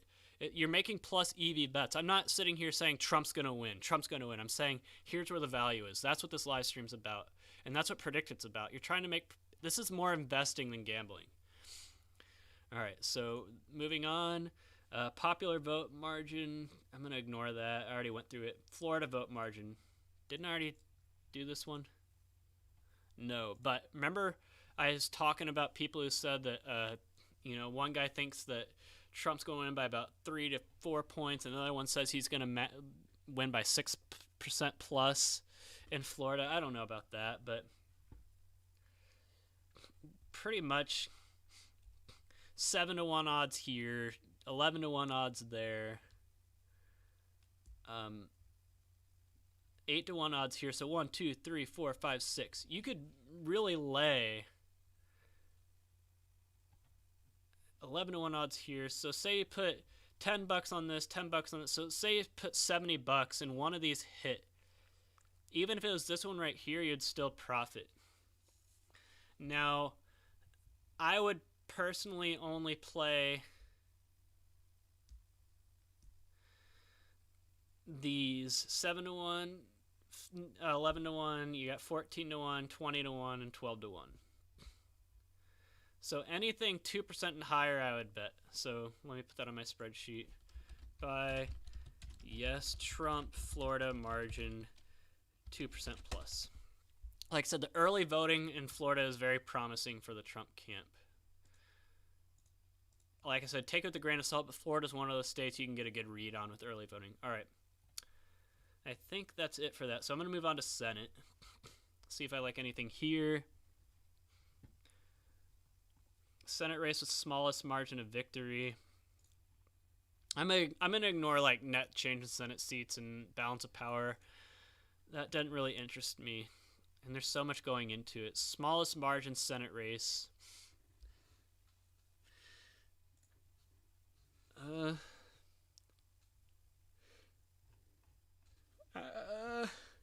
Like the thing with I see Joni Ernst as this cycle's Ron Johnson in Iowa. Like Ron Johnson, everyone thought he was going to lose in 2016 because everyone thought Trump was going to drag him down with him, but it turns out Trump dragged him over the finish line, and I see that happening with Joni Ernst in Iowa.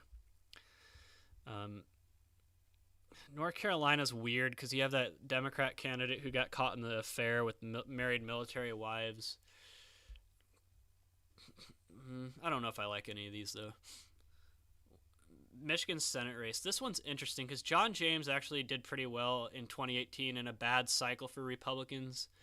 And he's running against a guy who, when I was in Michigan on my road trip, I saw attack ads by both of these candidates. And basically, Ralph Peters attacked John James via the same line of attack Democrats are using across the country. They're basically saying he wants to take away your health care and deny you pre-existing condition coverage. Like, that's all I see on the TV here.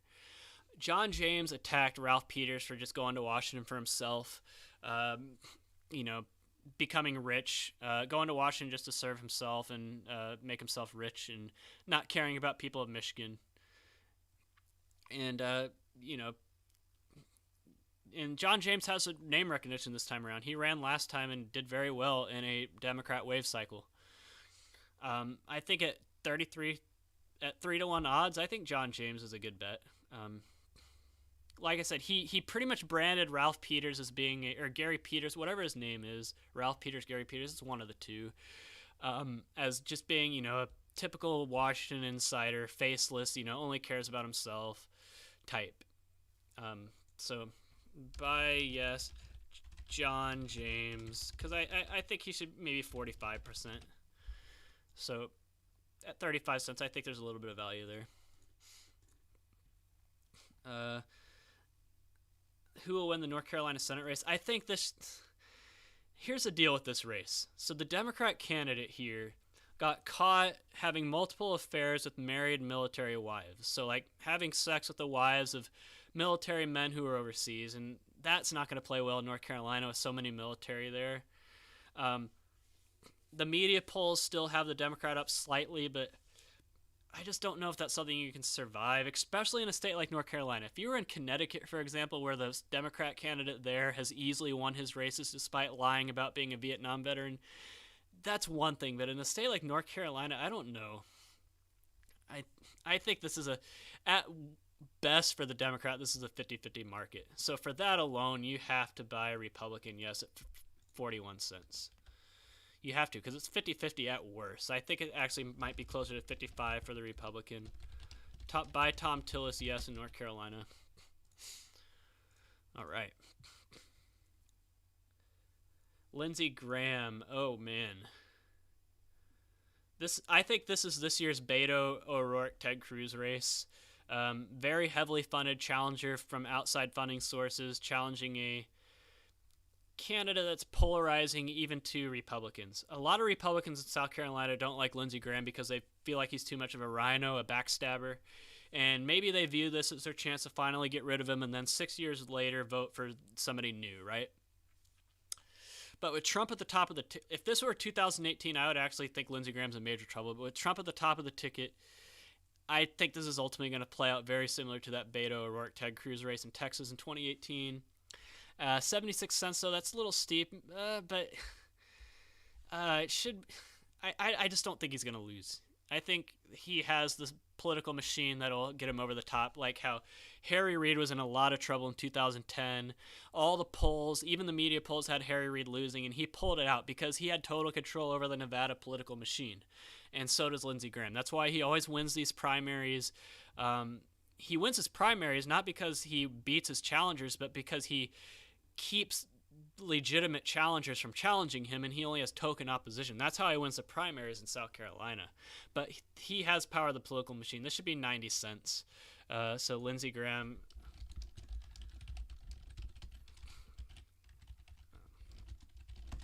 There. Arizona Senate seat. Martha McSally is, if you've been watching even the media polls lately, Martha McSally is making major strides here. And Mark Kelly, some things are coming out about his character. Rich Barris pulled the Senate race, and he said the reason first of all, Martha McSally is a very weak Republican candidate. Why she was appointed, I have no idea. You don't appoint a loser. She lost, You should appoint someone who's not a loser, who doesn't have that baggage. But she got appointed anyway, but she's a weak candidate, and she refuses to embrace Trump, and a lot of people think if she embraces Trump, then she'll be a winner. Or she would do a lot better. But she runs behind Trump in the polling. And Rich Barris found something very interesting when he polled Arizona last week. He said that Martha McSally is pretty much running even with Trump among voters under the age of 65, but over 65 is where the split tickets are happening. And he thinks this is because Mark Kelly has that astronaut history, and you have a lot of voters that are 65 and older who are very nostalgic and fond of the Apollo era and just view astronauts as like the ultimate patriots and are willing to throw party affiliation aside and vote for the guy just because he was an astronaut. And that's what he believed, and that's why he thinks he said that's where all the Trump, Mark Kelly voters are coming from in that 65 plus demographic. But you have to wonder if Mark Kelly's stances on gun control would hurt him in Arizona. And like I said, Trump has a lot of momentum in the Arizona polling right now, even the media polls. Rich Barris had him up by like 3 or 4, I think, in Arizona. And then I just think Martha McSally should probably be 40 cents here. So there's value. And this is one of those ones you could buy to sell later. But I'm going to do buy, yes, Martha McSally. I think she should be 40% and she's 25, so there you go. Maine Senate. I'm going to stay away from that one. Susan Collins at 4-1. I don't know. Susan Collins at 4-1 has a very interesting proposition. She's been there forever. She voted against Barrett today. She probably, like Lindsey Graham, probably has a lot of hooks in the main political machine, but ultimately that Kavanaugh vote might have sunk her. But at 4-1 odds, that's the thing. If this were 50-50, I wouldn't even consider it. But at 4-1 odds, it might be worth a shot. I think this would be one of those long-term investments. So I'm going to do buy, yes, Susan Collins. I think she should probably be maybe 37%, 3/8 of a chance. Minnesota Senate race. Jason Lewis is the Republican candidate. He went to the hospital today. That might not be a good thing. But that's the thing. Tina Smith is a DFL candidate, and just DFL candidates are very hard to beat in statewide elections. For those of you who don't know, DFL is the state Democrat Party in Minnesota. It stands for Democrat Farm Labor, and it's been a long-established political party in Minnesota. Those DFL candidates just don't lose in state elections. Like, those Trump voters in the Iron Range are probably going to be a lot less likely to vote for Jason Lewis over Tina Smith there. So I think 85-20 is very fairly priced there. Texas Senate race. John Cornyn's not going to lose, so at 87 cents, yeah, or you can buy no at 85 cents. Yeah, that's one of those guarantees right there. Buy, yes, John Cornyn. I think he's 100%, so that's a guarantee. So I'm going to highlight what I think are the guarantees. Just so you got, and if you want to just make the ultimate safe play, here are your guarantees. All right. Iowa Senate race. I think 50-50 is fair. Ultimately, I think Joni Ernst gets dragged across the finish line like Ron Johnson did, but 50-50 is accurate. Georgia Senate race.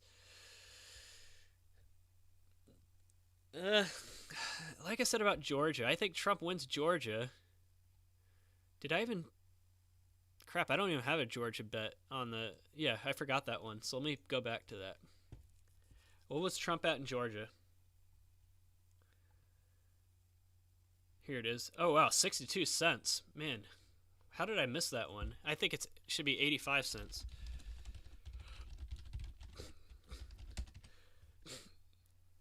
I don't know how I missed that one. But yeah, just like Senate's different, though. Senate is different. Senate is always different than president. That's why 2018 was different than 2016 and why 2020 will be different than 2018. Honestly, I think that's fairly priced, 62 cents. I do. Kansas Senate race. This is another guarantee. What's the name of the Republican candidate in Senate? It's a new one. It's not the same guy. It's not Roberts. Whatever it is, he's going to win, guys. It's a guarantee. Kansas Senate GOP, I think it's like a 96% chance. So I don't know if I'm going to put it in the guarantee column, but I might as well. It's just, guys, not in 2018, yes, but not this time. New Mexico Senate's fairly priced. Mississippi Senate is... If it was 89, I'd buy it, but it's 90. Like I said, 89 is as high as I'll go. Same with the Alabama Senate. Yeah, 90. Tommy Tuberville's going to win that one. Montana Senate's interesting, but I think that's fairly priced too, 70-30. Georgia Senate special, again is fairly priced. New Hampshire Senate, McConnell's going to win. Alaska Senate. So Dan Sullivan's at 83 cents.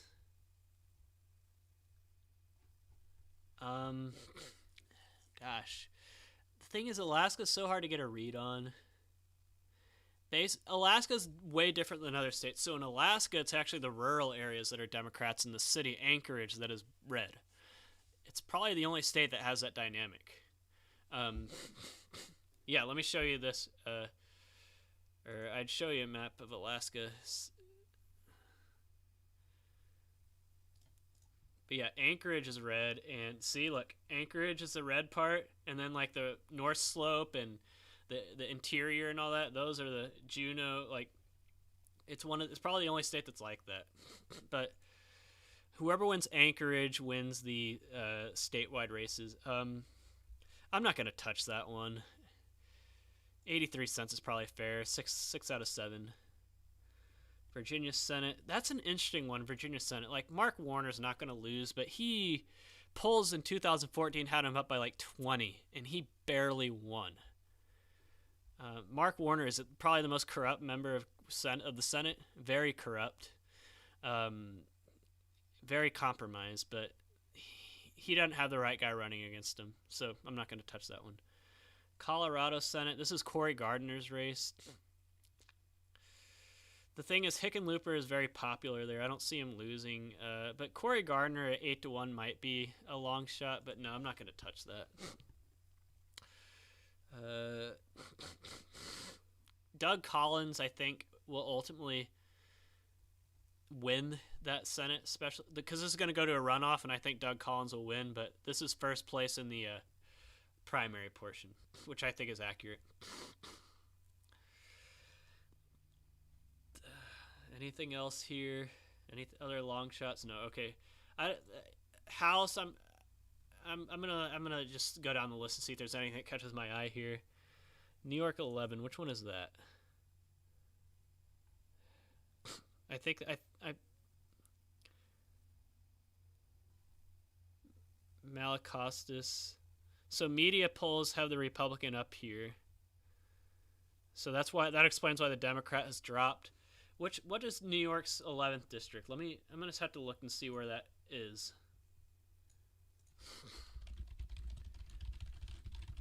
If you watched my latest road trip video, you would have saw I was in upstate New York, and very different than New York City. All right, so this is Staten Island. Staten Island. Is Max Rose even running? I don't think he is. And Staten Island's the only borough of New York City that's Republican-leaning. Trump won it 54-44 in 2016. I don't think Max Rose is running, though, is he?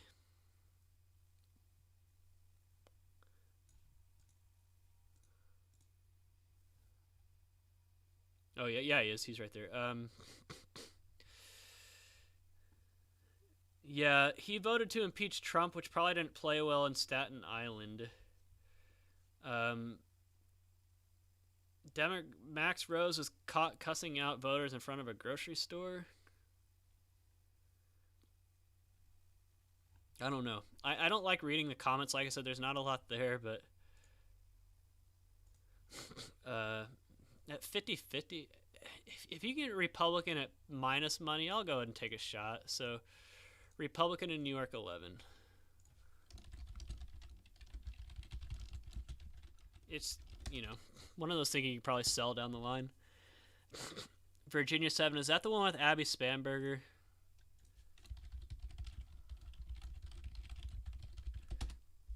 I think it is.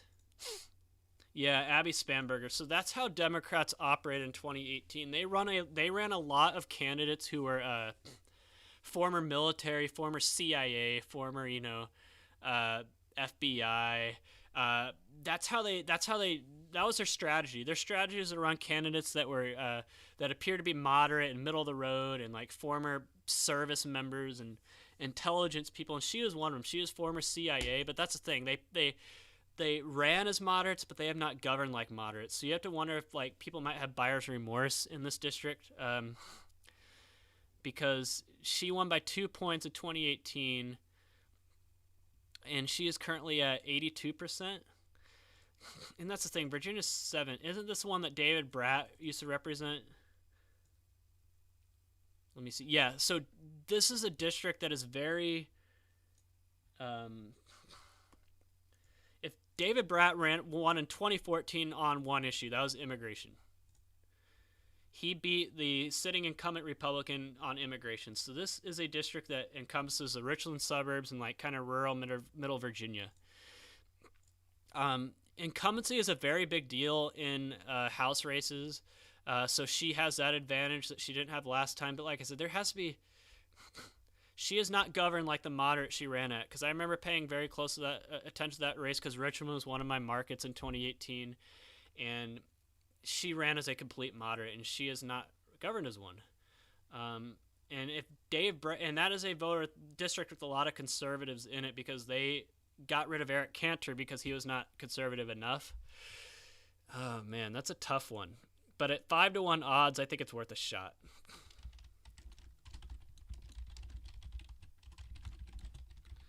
At 5-1, I put it at 33%. Yeah. Oh crap! Did I close predict it? No, I didn't. All right.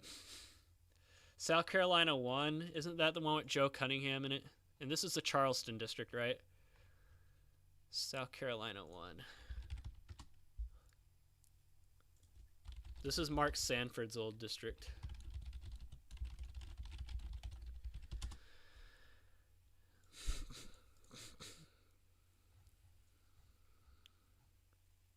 Yeah, Mark Sanford lost. I think Mark Sanford lost because he wasn't pro-Trump enough. But this is Charleston.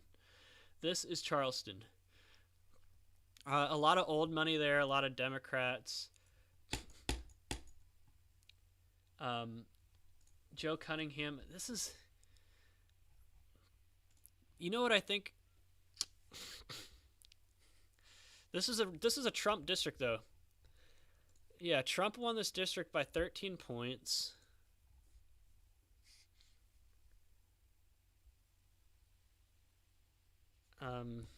And like I said, I think Sanford lost because, well, he got primaried. Sanford got primaried. And the Republican who beat him didn't win. But this is a wave election, and how much did he win by?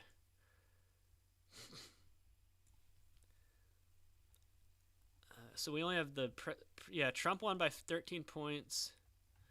But what was the result? Like, how much did he win by? District 1. Oh, he won by he won by a point. With Trump at the top of the ticket and at 30 cents, you have to. Yeah. I think it should be closer to 50%. You're probably wondering why I'm doing nothing but like Republicans and Trump. It's because, like I said, that's where the value's at. Nate Silver influences these markets, and Nate Silver is a partisan fraud, guys. Oklahoma 5. This is the one that flipped last year for the Democrat. This is the Oklahoma City suburb, like Norman, I think, and everything. So House of Representatives, Oklahoma. Oh, yeah, she won by 1.5 points. This is like Norman, Oklahoma City.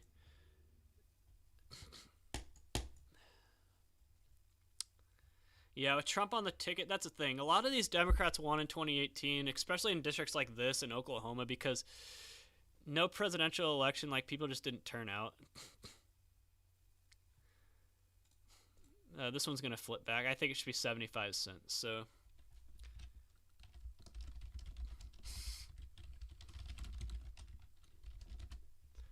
Probably even more than 75%. All right. Missouri 2. Isn't that the Kansas City one?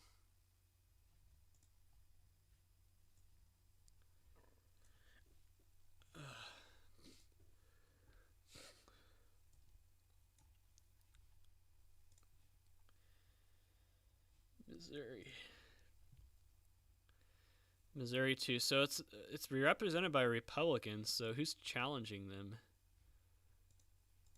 Missouri 2. And the Republicans at 50-50. Is there like a scandal going on there or something? So Ann Wagner won by 4 points in a wave election, and she's only 50-50. There has to be a reason for that. There has to be a reason. Like, why? This is why I'll read the comments and see what's...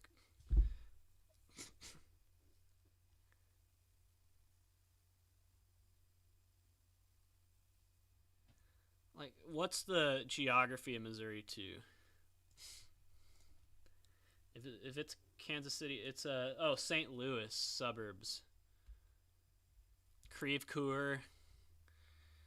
So the St. Louis, like, but the thing, St. Louis suburbs are really only in here. This is all pretty much like rural. What's the market at 53 cents? 50-50 for an incumbent in a presidential year? Yeah, you got to take that. Like I said, if it was 2018, that's a different story. But, 66% is my handicap there. Texas 21. Which one is that? Is that my old district that I used to live in?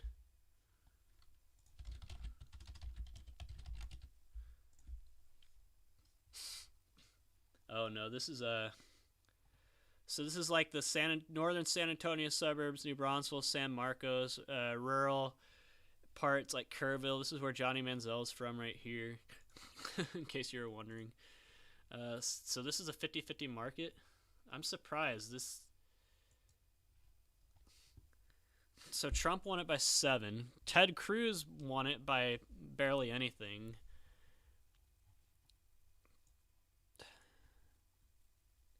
Chip Roy. Oh, he's running against Wendy Davis. That's why.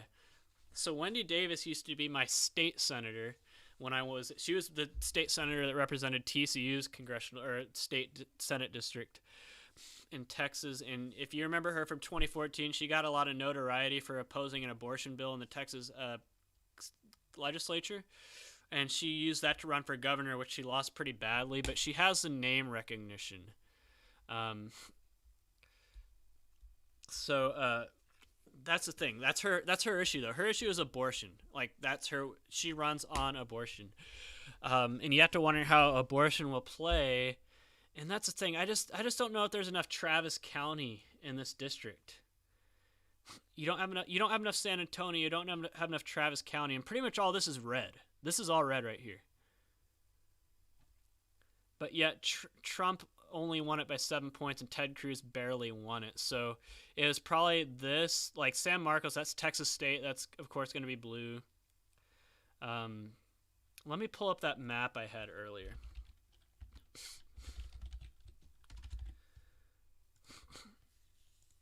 I'm going to do some more investigating here. Like, why is this 50-50, basically is what I'm trying to say. Like, I know Texas bet it pretty well, but I'm from North Texas, so like, yeah, San Marcos is going to be blue. Okay, so here it is. So all this right here, Kyle is blue. San Marcos is obviously blue. That's College Town. New Braunfels is red. But then you have, look at all this red right here. Look at all this red right here. And then you have, like, this part of San Antonio. What parts of Travis County does it cover? So, like, it was pretty much like right here. Yeah, you're going to get a lot of blue right here, but ultimately you're talking about major Trump counties. Like I said, if it was 2018, I would entertain Wendy Davis running, but that's her issue, is abortion, and I don't know how well that plays to Texas. So, like, by yes, Republican, Texas 21. I think it should probably be 66%. And I'll leave it at that. All right, Texas 22. This one, which one is this?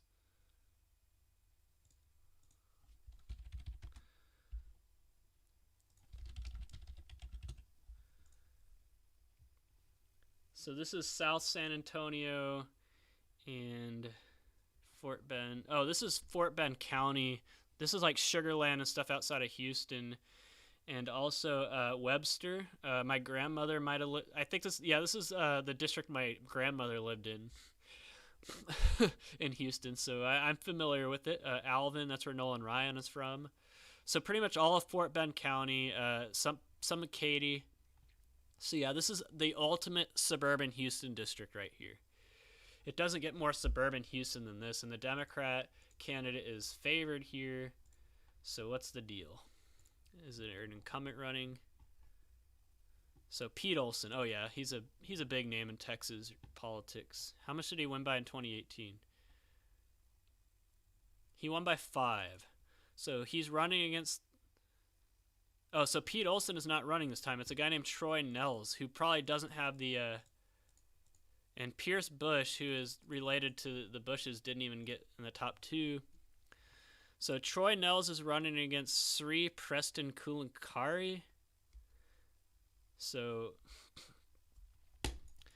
without the name recognition, I think that market is fairly priced. Like, it's the ultimate suburban Houston district, and it's conservative. Like, I have my grandmother lived in that district, and I have an aunt and uncle who still live there. And Fort Bend County is trended Democrat.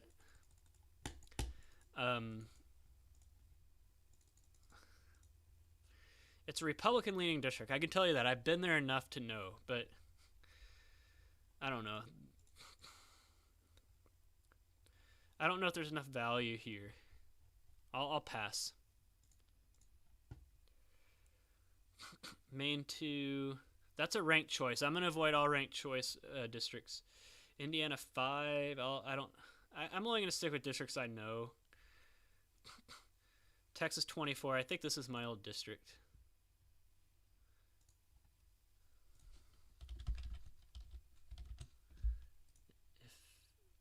Yep, this is my old district. So I'm from right here. I'm from. This is my old district. It's not going to be run by the. It's. How is the Democrat ahead here? How is it? This is my old district. Like. Okay, you divide this district into pretty much Carrollton and Spring Branch. That's going to be blue, but pretty much Coppell, Southlake, Colleyville, Hearst, Euless, Bedford. That's all red. How is the Democrat ahead here? I know it's a new candidate running. I know Kenny Marchant is running, but the Democrat should not. I know this district better than anybody else. That's where I'm from. I grew up there. I lived there.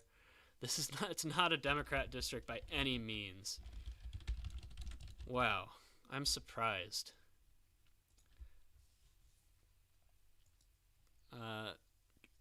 And I've seen ads in the district, and Candace Valenzuela is a Democrat. She's running on nothing but health care. And then Beth Van Dyne is not the strongest candidate. I could tell you that. She is a weak candidate, but I'm from there. It's a Republican district. So New Mexico 2, Nebraska 2. Is this Elise Stepanik's district?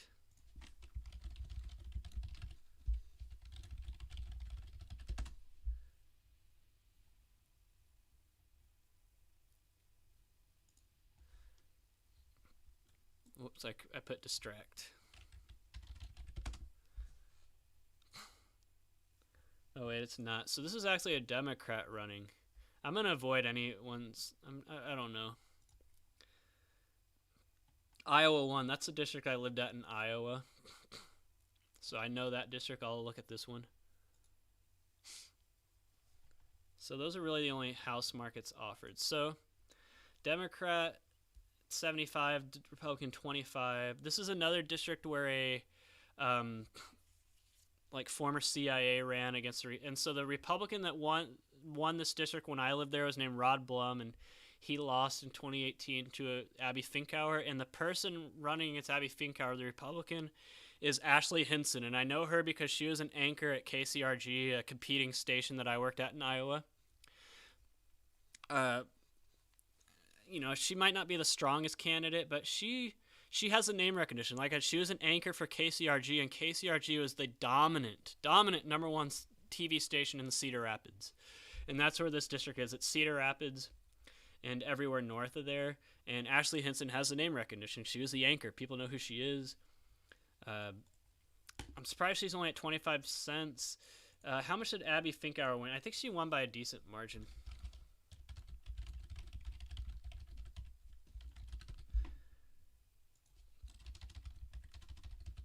But yeah, this was probably this was one of the races I was in 2014. It was the race I was probably most involved in at work. But yeah, she won. Abby Finkenauer, she won by 5 points in 2018. But Rod Blum, you know, it was a wave election for Democrats.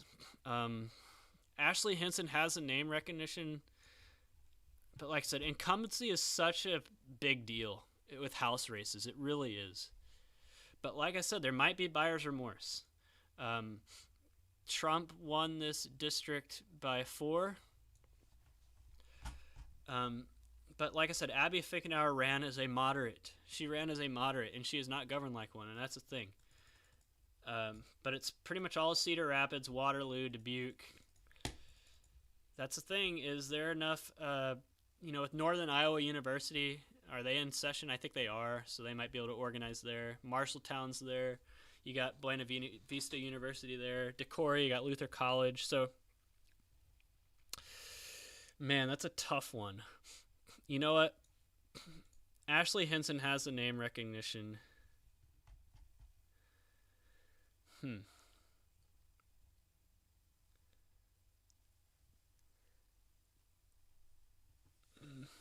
I don't know. I'll stay away. Like I said, I know the district, but I think 75-25 is probably fair. And that should do it. Is there anything else I'm missing? So we got governor's races.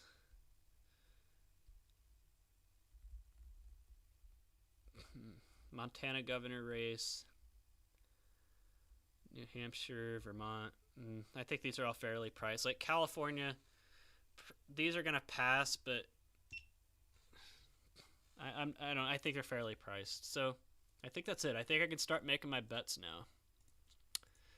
So this is probably the moment you guys have all been waiting for. So let me start. So I have 43 and I have $500. So that's what, like $10 each. $11. Yeah, I'll probably put like it is like I said, $500. It is what it is, right? So I'll put like $11 in all these. I'd deposit more, but like I said, I don't want to do that much. So I'm just gonna go down the list. So Democrat popular vote margin.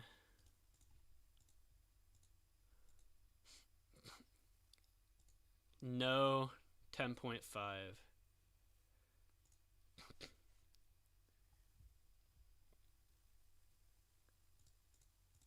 How much are the shares? I've never done this before, so I don't know. How do I buy $11 worth of shares? So I can buy... How much is one share worth? 84 cents? Okay. So basically one share is equal to that. So 84 divided by 11, or 0.8, or 11 divided by 0.84. So I'll buy 13 shares. So 13 shares. Awesome. All right. You know, if I want to do more, I'll do more. But I just deposited $500. I just felt like that'd be good for the stream.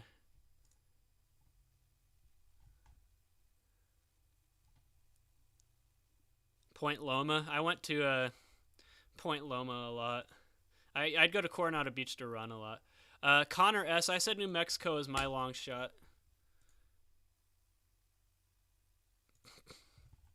Alright, so I'm going to mark the ones I've bought as bold. Alright, buy no Biden in Texas. Gosh, where's my spreadsheet? So I'm going to close all these things right here just so I'm not distracted by the tab. So Biden in Texas, no.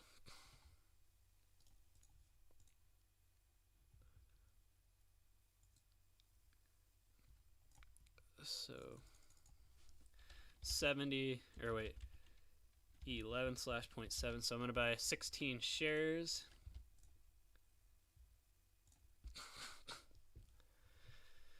All right, moving on. Trump plus 8 in Texas at 18 cents a share. Buy yes. So 11/0.19. I'm going to buy 58 shares.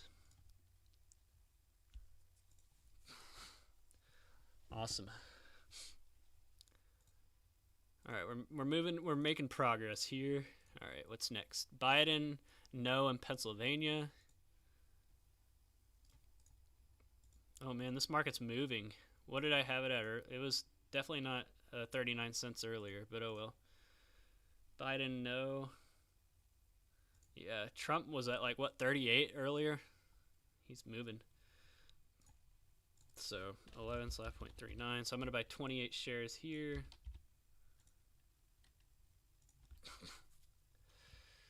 All right. Buy no Biden in Michigan.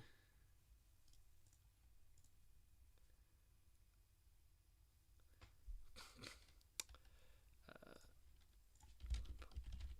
35 shares.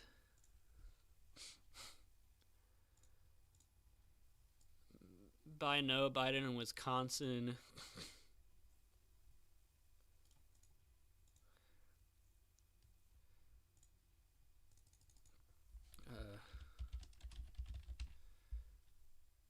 31 shares.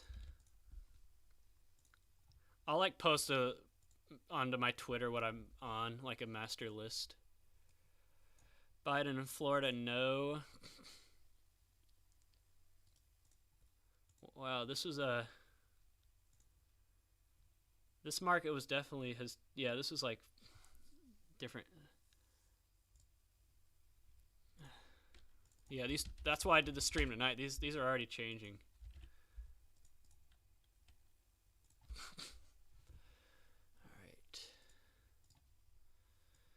Alright. Biden no in Minnesota. Like I said earlier, this is a state I think Trump is going to close with. I think he's going to make a last-second play at it, just so the Democrat can't counterpunch. I'm going to buy 43 shares here.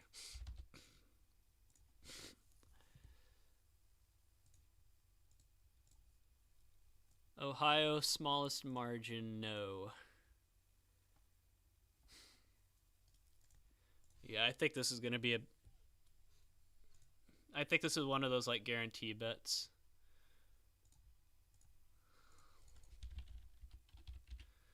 I'm gonna buy 13 shares.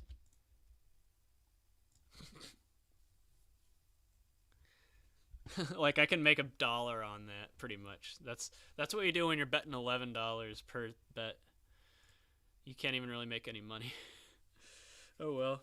Like that's something you bet the full $835 on. That's like where you deposit $850 and bet it all, and make a 10% return on it. So $85. I'm probably doing it wrong, but oh well. Like I said, I don't want to deposit $5,000. That's not what I want to do. This is more just for you to show what I'm on, and like, you know, if you want to follow along. Not so much for you to make money. All right, Biden in North Carolina, no.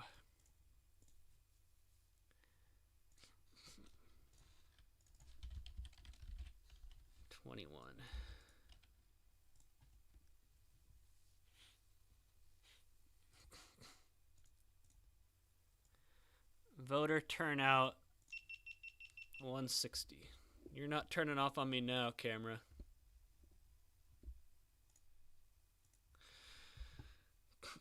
Voter turnout. Where's that market?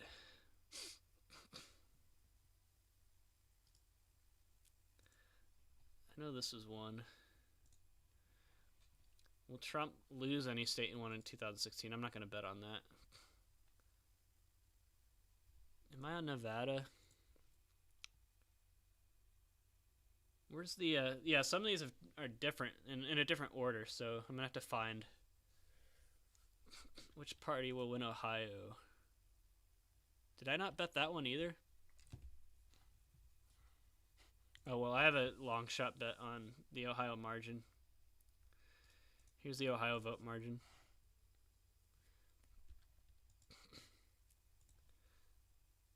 By yes.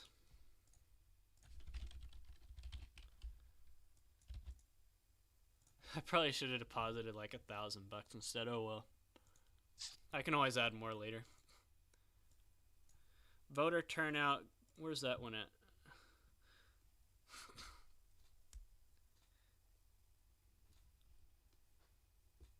Here it is. I said less than 160. I just don't see that happening. 69 cents. Yeah. 16 shares.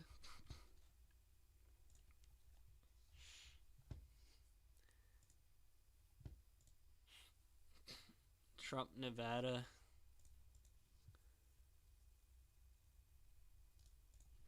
Yeah, 25 cents. It's worth a shot.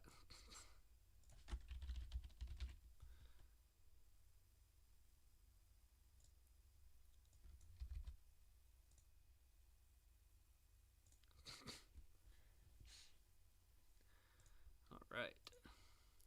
Yeah, I might add more later. Like, $11 is pathetic. I might add some more money. But this is just for now while I'm on the stream. All right, Trump, Iowa.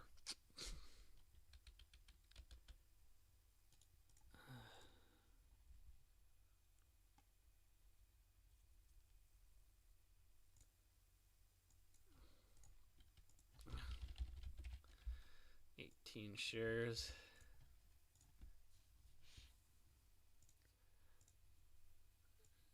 Trump popular vote. Like I said, this is one of those ones you buy just to hold on to and sell later. I'm going to buy 52 shares. Whoops, I can't buy any yes. Nope, can't play in that market, so I'm going to have to delete that one. So I guess that allows me to buy yes on Trump, Ohio now. This one's pretty much a lock.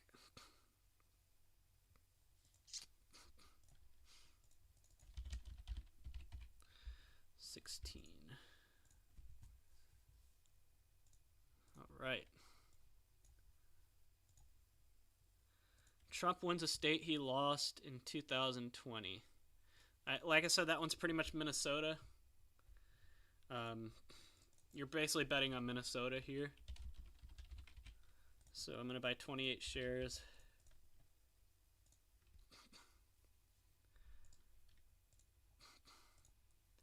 Trump is ahead on November 4th. Like I said, we talked about that one. I said it was 50-50, and the market was not 50-50.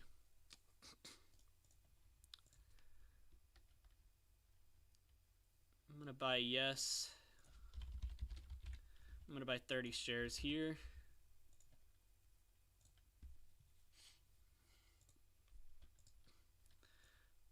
Trump, Virginia, like I said, this is another one you buy to hold on and then sell when the returns start coming in.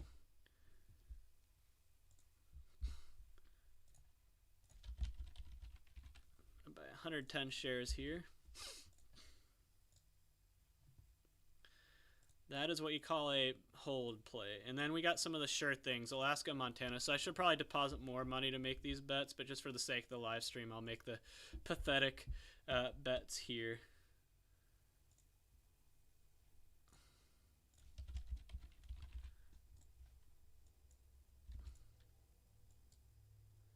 So I stand to make $1.50. See, that's why like you deposit more money to make the sure thing bets. Same with Montana.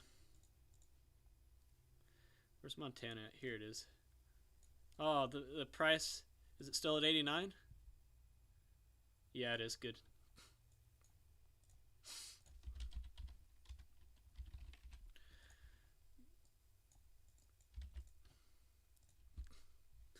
I stand to make $1.21 on that if it resolves. Trump, Nebraska 2. As I said earlier, if you weren't watching, this is one you buy to hold on to when Trump has his rally tomorrow, and it'll spike.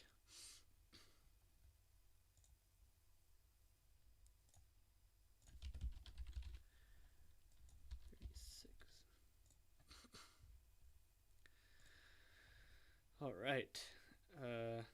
Maine 2 as well. I think Maine 2 is pretty much a lock, and it's not priced as one.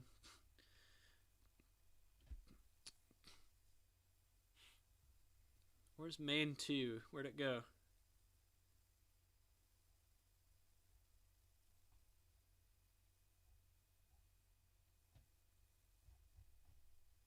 Did it move up?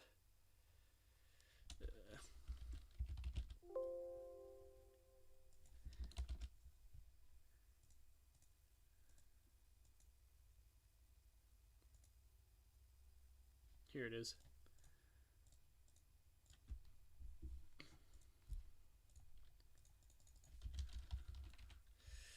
$19 shares. Democrat electoral vote margin, no.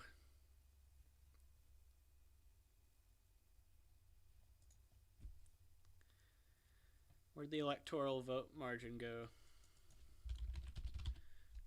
Here it is. So I have no Democrat margin.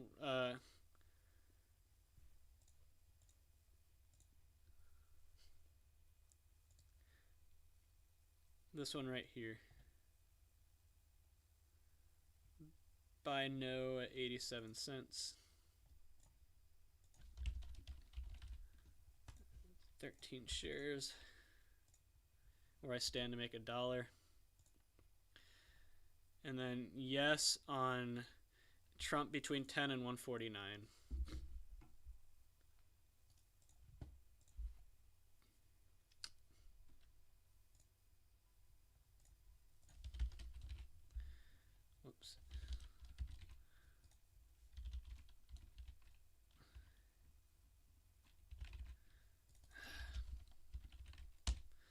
183 shares here.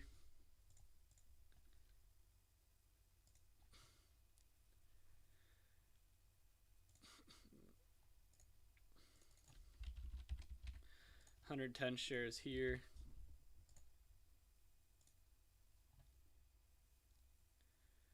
I'm gonna buy 73 shares here. And I'm gonna buy 92 shares here. There. Trump, Florida margin greater than 2%.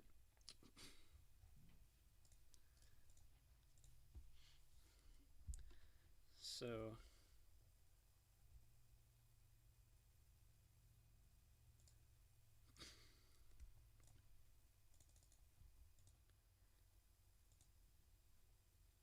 actually, no, I'm going to start at 3%.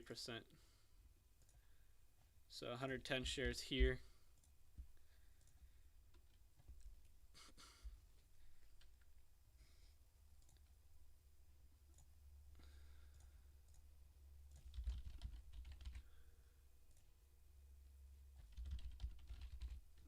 Buy 150 shares here.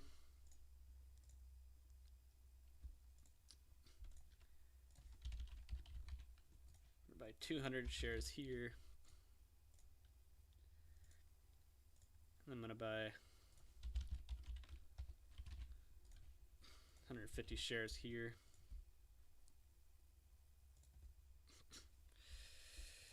There we go. And now we get on to our Senate races. I'm starting to run out of money. I might not have enough. So John James. Oh, well, I can buy no at 30. Yeah, it's...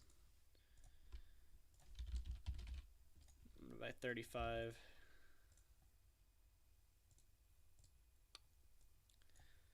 Tom Tillis in North Carolina.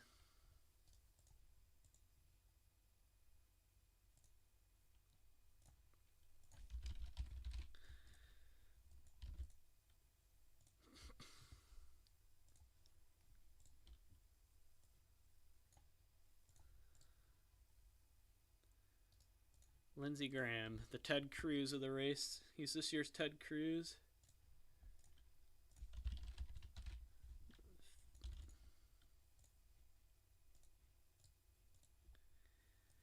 Martha McSally.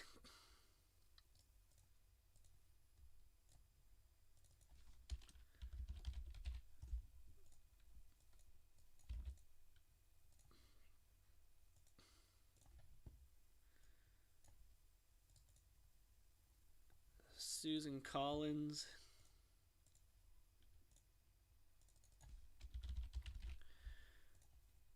By 40.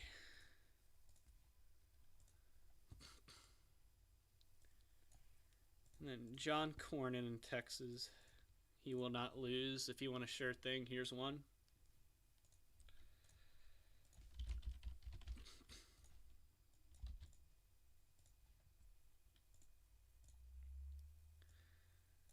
Oh, I forgot to put my money on Trump, Georgia. Crap.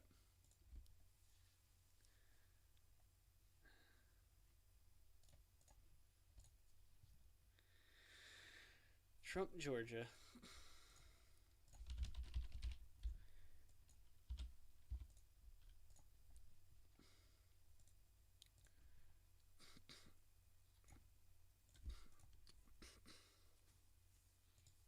Kansas Senate. I think this is another sure thing pretty much.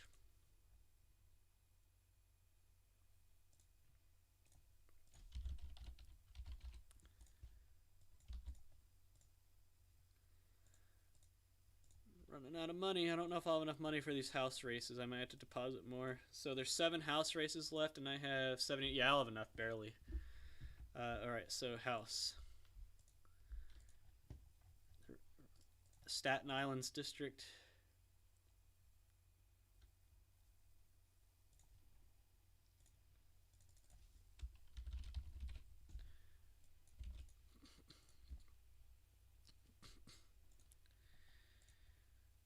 Virginia 7. This is kind of a long shot, but it's just one of those buyer's remorse type of things.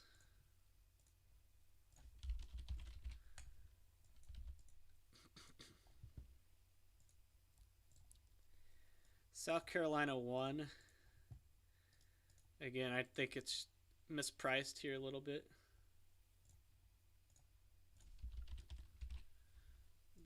$37. Oklahoma 5.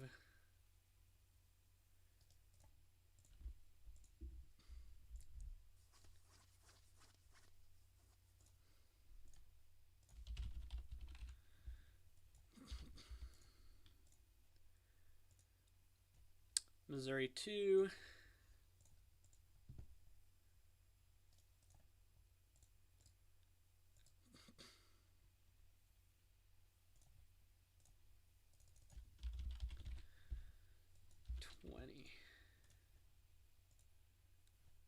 Texas 21, and then 24. Texas 24 is my old district, and I don't get that one at all.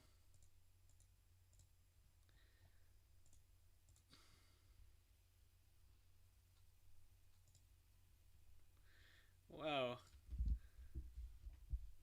These are mispriced. I'm not going to play Texas 21. Like, the current odds don't reflect the prices you can buy them at. And then Texas 24. I do not get this one at all.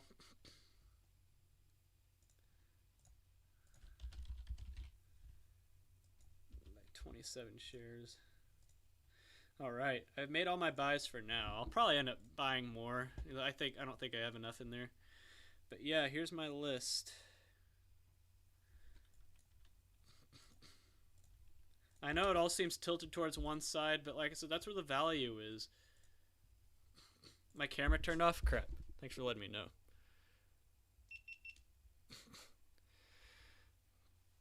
Have I seen the newest Trump news in Pennsylvania? What was that?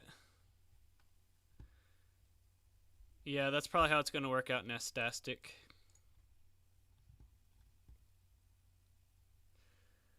Alright. But yeah, those are my bets. I'll do another stream tomorrow to kind of discuss more. But I just wanted to do a stream where I show what I was putting my money on. Put my money where my mouth is. That's the thing with a lot of these election forecasters. Like Nate Silver, they don't actually put their money where their mouth is. Like, one of the pollsters from Trafalgar challenged Nate Silver to putting money on these things, and he didn't. Nate Silver said no. So I'm like, put your money where your mouth is. That's what I'm going to do. But yeah, that's where I'm at. Wow, I've done this. I was on for 2.5 hours. Wow. But yeah, I'll probably deposit more and like up my antes on some of these, especially the sure things where I stand to like make $1. Yeah, that's what I'm on. I'll post this to maybe I'll post it to Twitter. I don't know. What my stakes are. Is there like a single page where you can show your stakes? Yeah.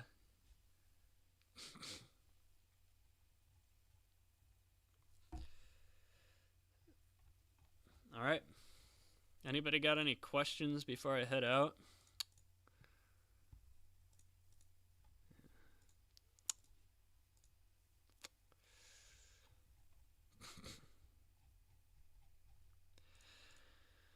All right. Well, yeah. I guess I'll post a screenshot of these to Twitter, but after I put more. Wait, I put $58 on this? I must have done a typo or something. Oh yeah, that's because I was spread across these bets. That's why. Okay, never mind. But yeah, I'll deposit more and up my ante on more of the sure things. So that's all I have for now. My voice is starting to hurt. So thanks for tuning in. I'll have another live stream tomorrow where I discuss more of like the not so much as the what I'm betting, but like more of the logic behind it all. So anyway, that ends it for today. Tune in tomorrow. Thanks guys for tuning in.